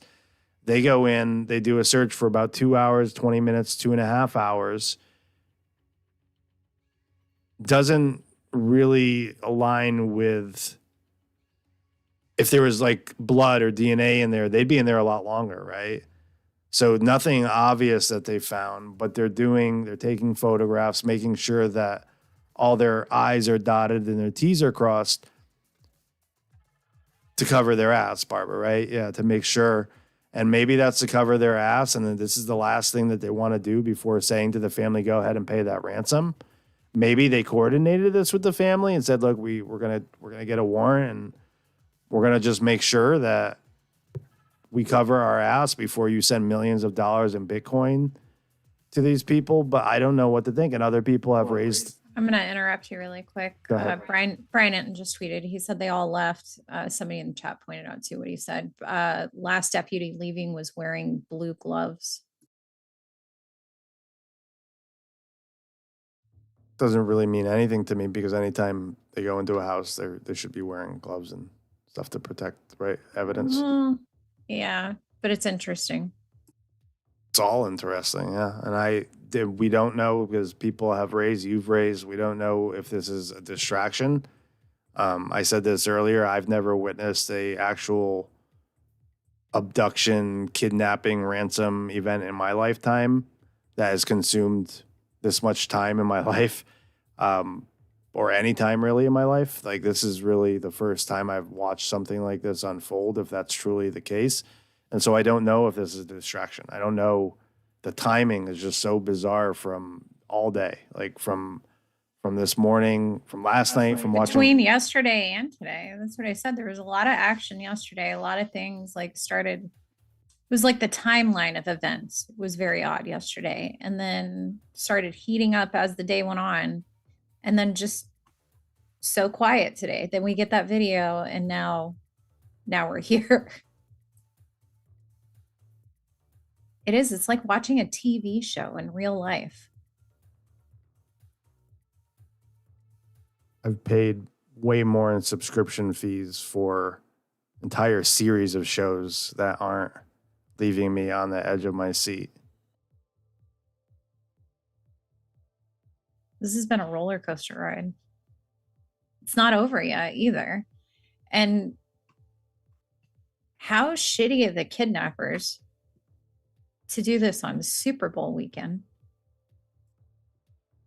Well, if it's in fact kidnappers, or if this is family, and then again we raised that whole avenue, blows my mind too. Like if it was Tommaso and Ashley Banfield is correct, that makes Annie complicit, in my opinion, because how could you have that unfold without knowing? There had to be, like, this doesn't just happen, right? You don't just, something that just doesn't snap in your brain and be like, well, I'm just going to go kill my wife's mother tonight. Like, there had to be some kind of argument before something to give Annie an indication that something was going to unfold. Then we saw during the week, after the allegations came out that Tommaso was a prime suspect, a gentleman came out on Twitter saying, I'm related to the family. I'm married to Nancy's niece, I think it was. And Tommaso would never do this. This guy's a stand-up guy. He's a great guy. Like, no, like, stop. Like, he was blocking people for saying shit about Tommaso. So you have that, and then we have this unfolding tonight. I don't know. I don't know what to make of it. I'm gonna go to the chat before we end because it sounds like they've all left. The investigators have left. We weren't here for this. We were here because investigators showed up at Nancy Guthrie's house this evening, started shining flashlights in the bushes. I saw that Fox went live, and so I went live. I was literally expecting that to be about 20 minutes, and here we are, 3.5 hours in, with different circumstances from which we started. And so I don't know what to think. I went on a run last night with watching Army choppers that were doing patterns that I've never seen. And then that Life Med chopper, Eva's like, good night. And I was just sitting up all night refreshing my feed. I was hoping for good news. I was hoping that Nancy would have been found alive. The Life Med chopper would have implied that, but then nothing. I then woke up hopeful, thinking, well, they're making sure she reunites with her family, and we're still. And then hours went by, and then new stuff started coming out. These maps that you see up on the screen started getting pulled out. We started understanding that police were at different gas stations locally in the area, and then all this expert advice, right? Ex-CIA and someone saying this is someone infatuated with Savannah and all these connections. I don't know what to think, honestly, at this point. My brain is so fucking scattered. I don't know. I don't. I had an original theory, and I'm so far from that, like, because it's just been so many twists and turns. Irina raised a good point. You know, we're saying like there's no way Annie would know or not know. She had a really good point. How many cases have we seen where the wife didn't know what the husband was doing, or spouse didn't know what the other spouse was doing? She pointed in one specifically out, BTK. His wife had no idea. I mean, this is a little bit different, right? But it's possible, I guess. I guess anything is possible, but I feel like unless you've been a psychopath your entire life, like there's tells, right? There's poker tells when you get back, and when investigators show up, like, I know you, right? When when you sent the glitter bomb over, like and the police knocked, like we have like a way of communicating. Allegedly, yeah. Allegedly, like we just know certain things because you've been around your person for so long, and you know when they're acting differently, right? I would imagine that's the case here, unless this guy is a complete psychopath. So well, I mean, if he was the one that drove her home, right? Like, he drove her home and Annie's still at home thinking he's just driving Nancy home and had no clue what happened after that. But the cameras being disconnected close to 2 a.m. and then a subject being caught, like, implies that he didn't just drop her off and do it. Nothing fits. I think nothing fits. Like, this is nuts. Like, what could an 84-year-old, she seems like a sweetheart, what could she do to piss off someone where you're like, I gotta kill this woman? It doesn't make any sense. Which is why I think everyone's been leaning, myself, I'll speak for myself, why I've been leaning on the ransom being more believable than that. And we see murder-suicides all the time. We see family violence all the time. But the way this family has been described and the way they've acted and the way Annie has sat in front of these cameras pleading for her mother's return, it's thrown my mind into like a scattered ADHD mess.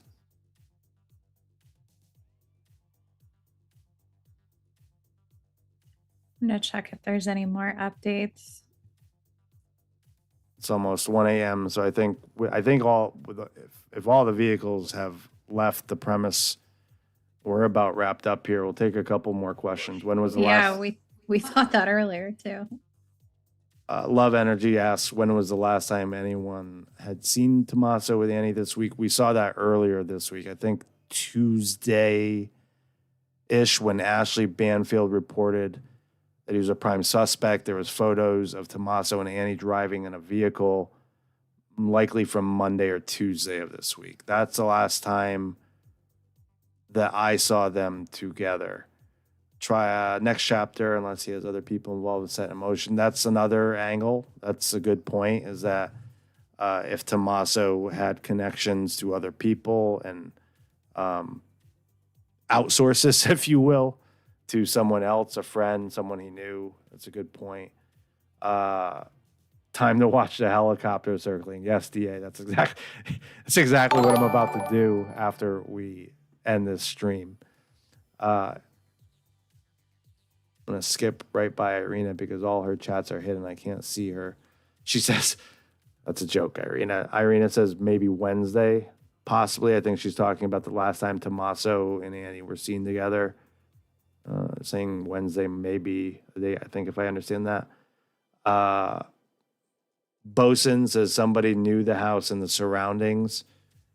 Definitely knew that back entrance would be the preferred way of going if we got that right. We see those floodlights smashed in the back, those cameras. And we were all questioning the sheriff's statement of, well, the camera was disconnected, but then a camera detected a subject. He didn't specify if that was a human or an animal because they didn't have a subscription. Go ahead. Sandy just said, someone said FBI is back at Nancy's house.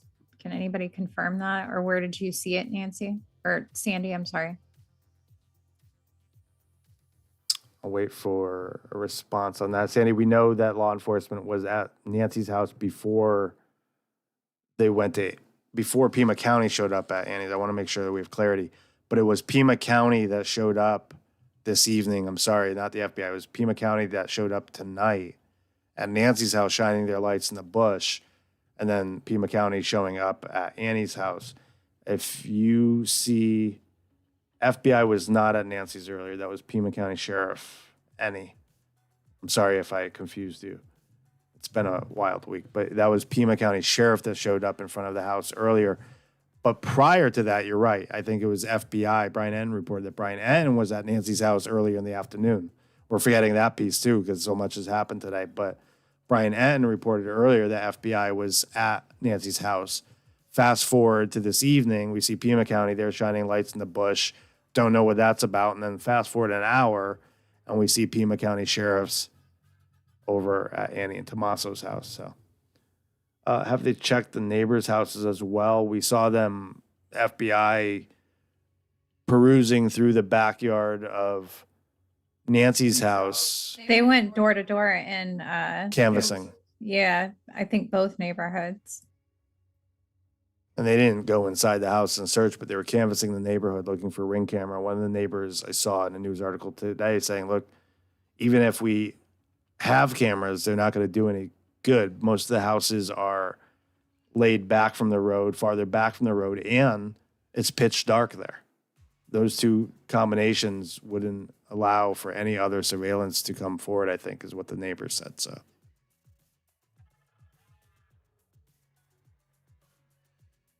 Someone raises a good point, Love Energy, saying Tommaso is a musician artist, so him being gone late at night might not be so odd. That's true.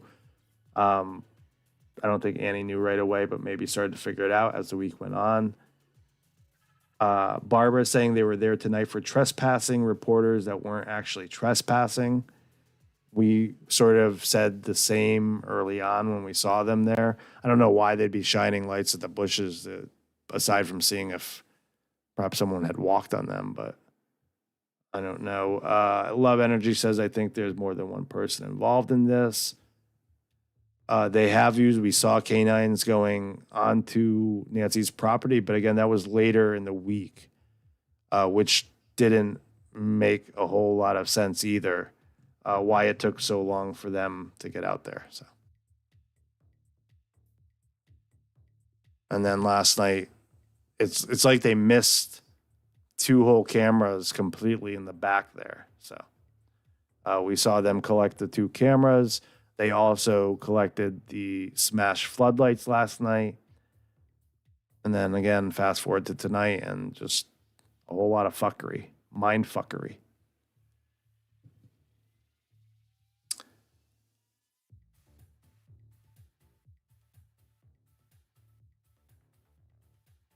I feel like something's gonna pop off. My spidey senses are tingling. Tonight, Yeah.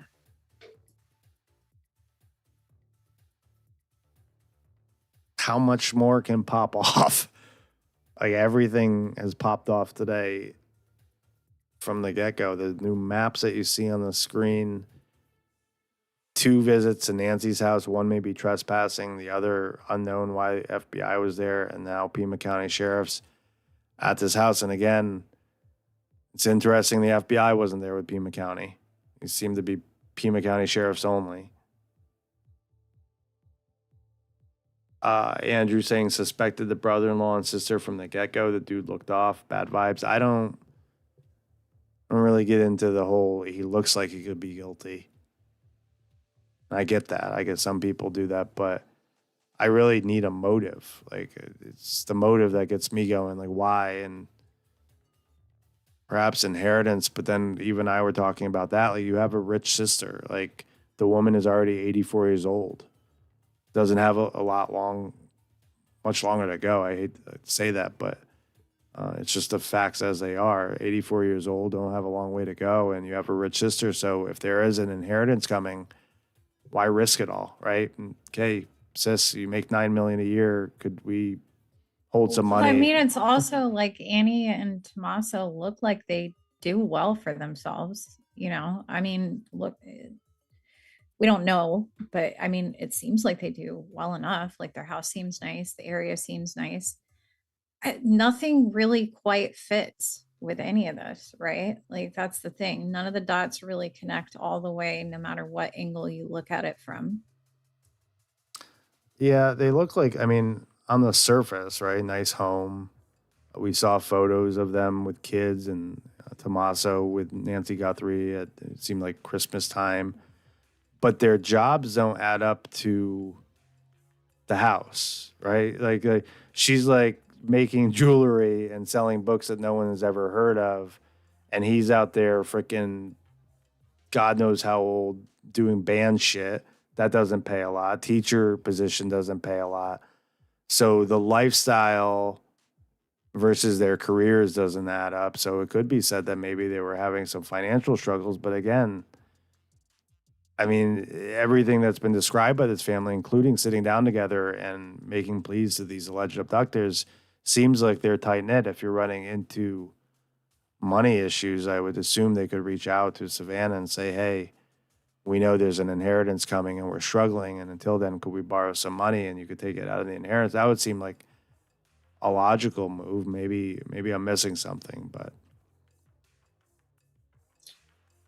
I mean, it's all speculation, right? Because we don't really know for sure. I mean, yeah, what you just pointed out about their jobs, and she might be making a fortune making the jewelry and books and we don't know that, but like, yeah, it could be one way or the other.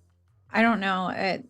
Everybody else pointed out too, like they just seem like a tight knit, happy family, but we never know what goes on behind closed doors, and we've learned that time and time again from multiple cases.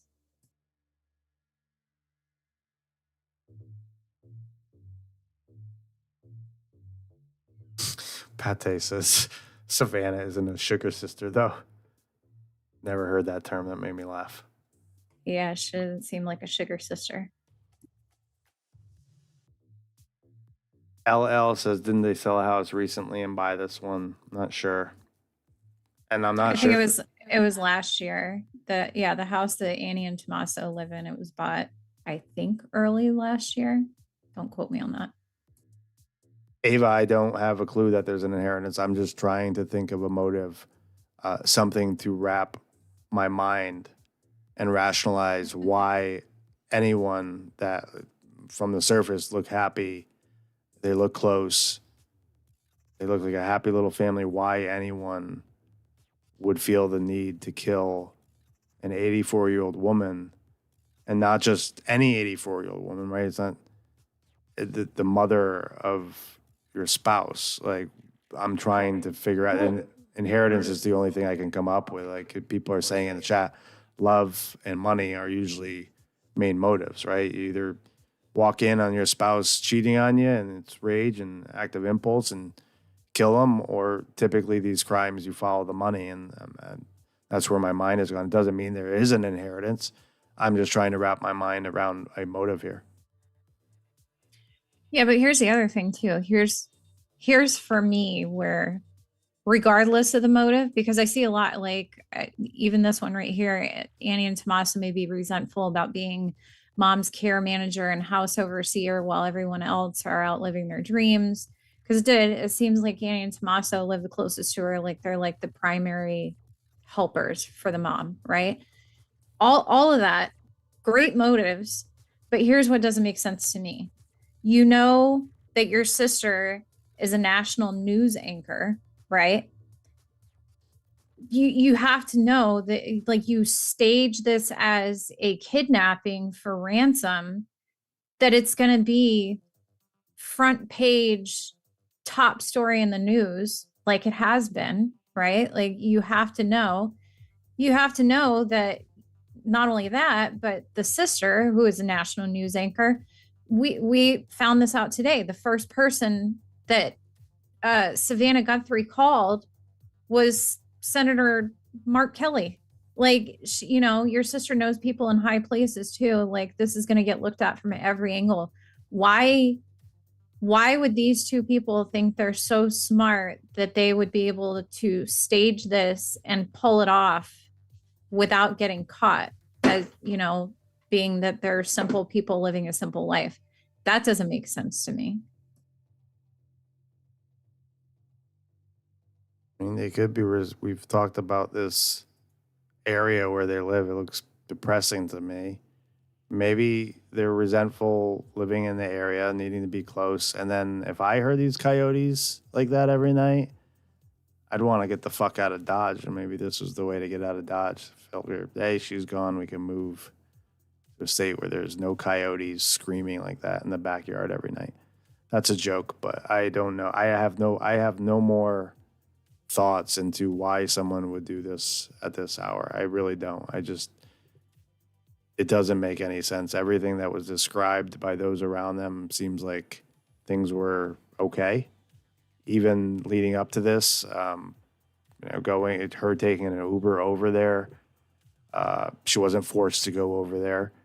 She went on her own accord, and like, it seems to me like they were in good standing with each other. So, and for all the reasons you just mentioned, like, to think that you could pull this off when your sister is a mainstream media news anchor, and not just any mainstream news media anchor, like the host of the Today Show, like, that blows my mind. I don't get it. And again, we could be way off. We could be way off on reading this. This could be a distraction to let the alleged abductors feel like, well, police are going a different direction with us and they're off our trail.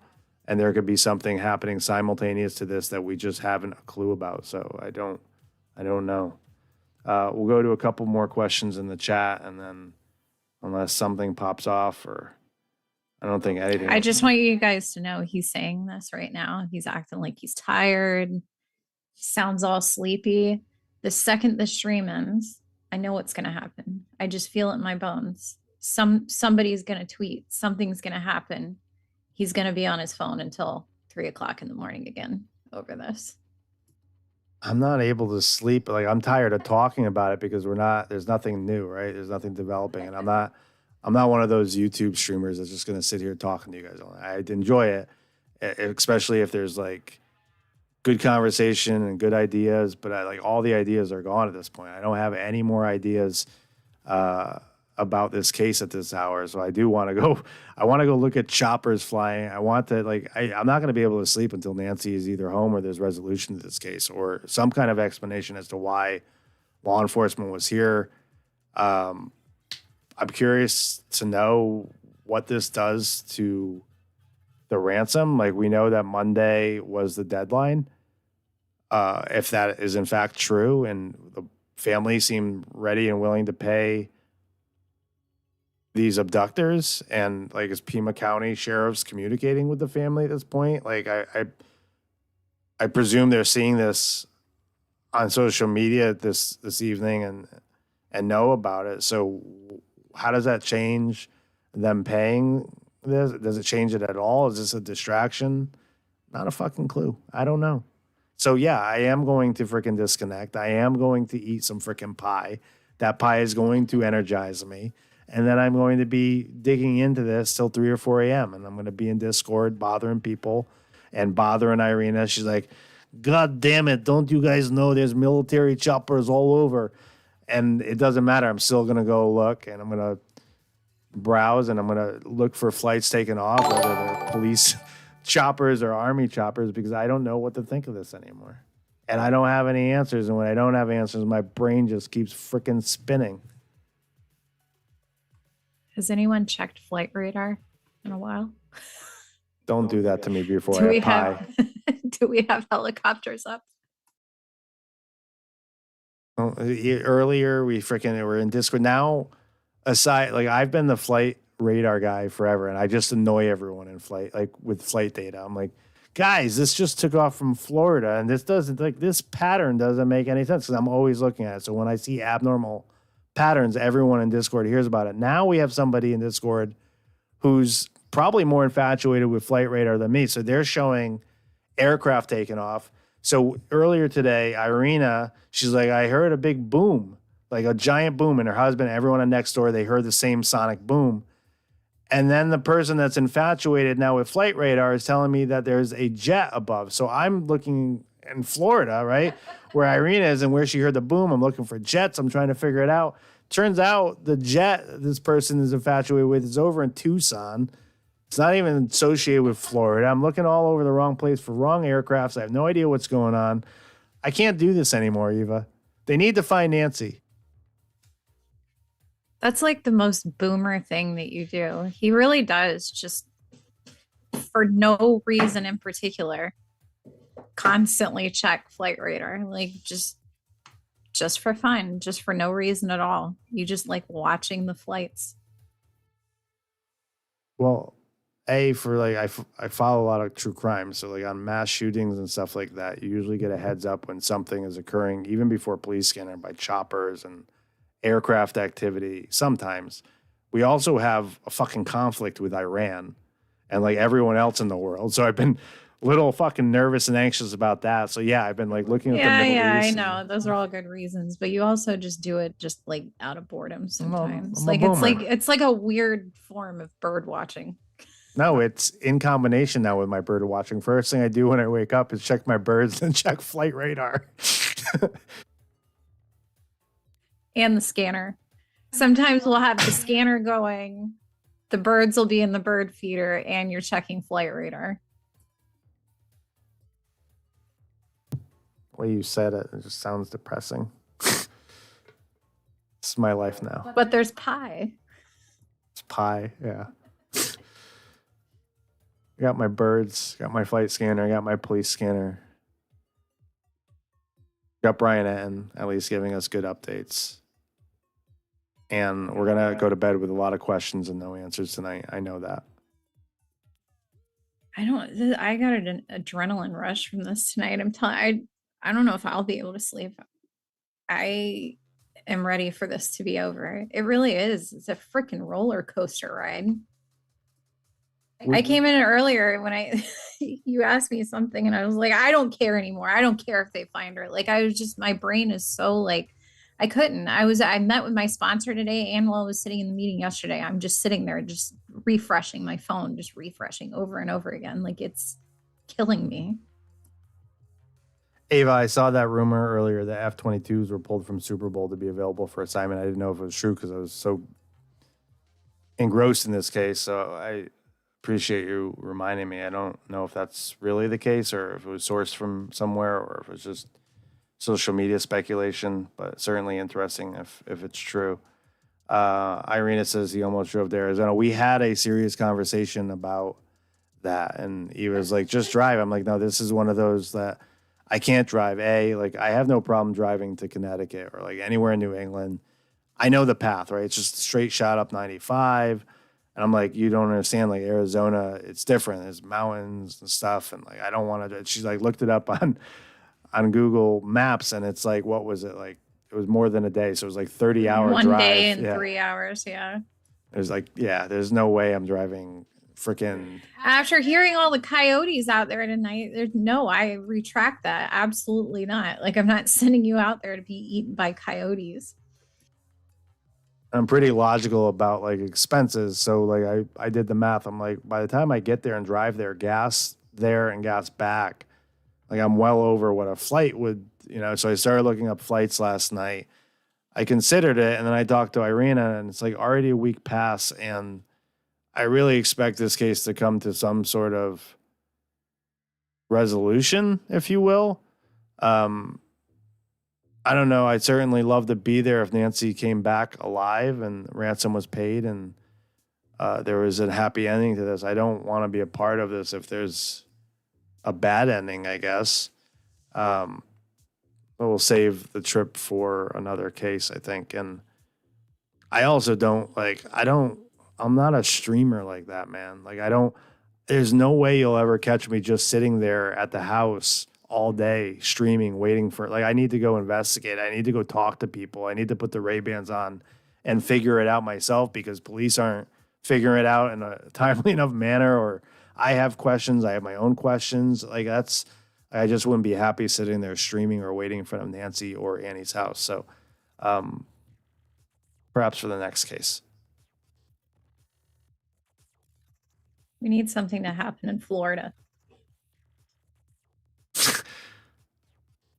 We could always have stuff happening in Florida. There's fucking teenagers getting chased by cops and predators freaking 20 minutes south of us. Freaking, what do we have in Florida? There was a case on the cruise ship where the teenager just got... Anna Kepner. There's always something going on in Florida. No, I mean something like this, where the national news comes in. You want someone's grandma to be kidnapped in Florida? No, I don't want somebody's grandma to be kidnapped. We need something spicy like this. We need a good roller coaster ride case here. We're talking about maybe snatch it up by Irina's mom, but we thought through that. Irina would A, like it too much, and then B, we'd be freaking fat as hell. Just Irina wouldn't pay the ransom. Yeah. No chance in hell Irina's paying the ransom. Anyways, guys, we appreciate you guys hanging out with us for so long. We're going on 4 hours. It's been a long stream. Certainly a lot of developments. We will try to do Sunday service tomorrow. I don't think I'm going to be watching much of the Super Bowl. Patriots are playing, which has always been my team, but Tom Brady's not leading it up, so I don't know how much I'll be tuning in. I do love Super Bowl commercials. That's my favorite part of the Super Bowl. Everyone's talking about the halftime show and this and that. I don't give a shit about that. Give me the commercials. I like the commercials. Yeah. Give me the commercials. Everyone, be kind to yourself. Be kind to those around you. Thanks for tuning in tonight. We appreciate it. Thank you for considering subscribing. And if you did subscribe, we appreciate it. If you became a member, we appreciate it. If we gifted a membership, expect to see bollocks on some days there. And to everyone else, and especially our mods, thank you for hanging with us for so long. Thank you for the conversation. Thank you for the chats. Thank you for thought-provoking comments. We appreciate it all and grateful to be with you guys tonight as this unfolded. We love you guys. Be kind to yourself. Like I said earlier, be kind to those around you. The world needs more of that. There's a lot of dark shit going on, and take care of your mental health, and we will see everyone tomorrow. I'll let Eva take it from here. Good night, guys. Thank you again to our mods for keeping this safe. That's Irina, Pate, Kim, Tracy, Sleuthy. Jess was in here earlier. Appreciate the mods always showing up and being here. Whether the streams have 20 people in them or 400 or 500, the mods always show up, making sure this is safe. So I appreciate you guys. I love you guys. See you guys later. Best mods in all of YouTube land. Welcome to all the new members and new subscribers, and thank you guys. We do trivia on Thursday nights if you guys are interested. And I think we agreed on serial killers this week. So it's going to be a fun one. Come in, win a prize, have fun. We're a fun bunch. Have a good night, everybody. I don't think we're sleeping tonight, but you guys try and get some sleep.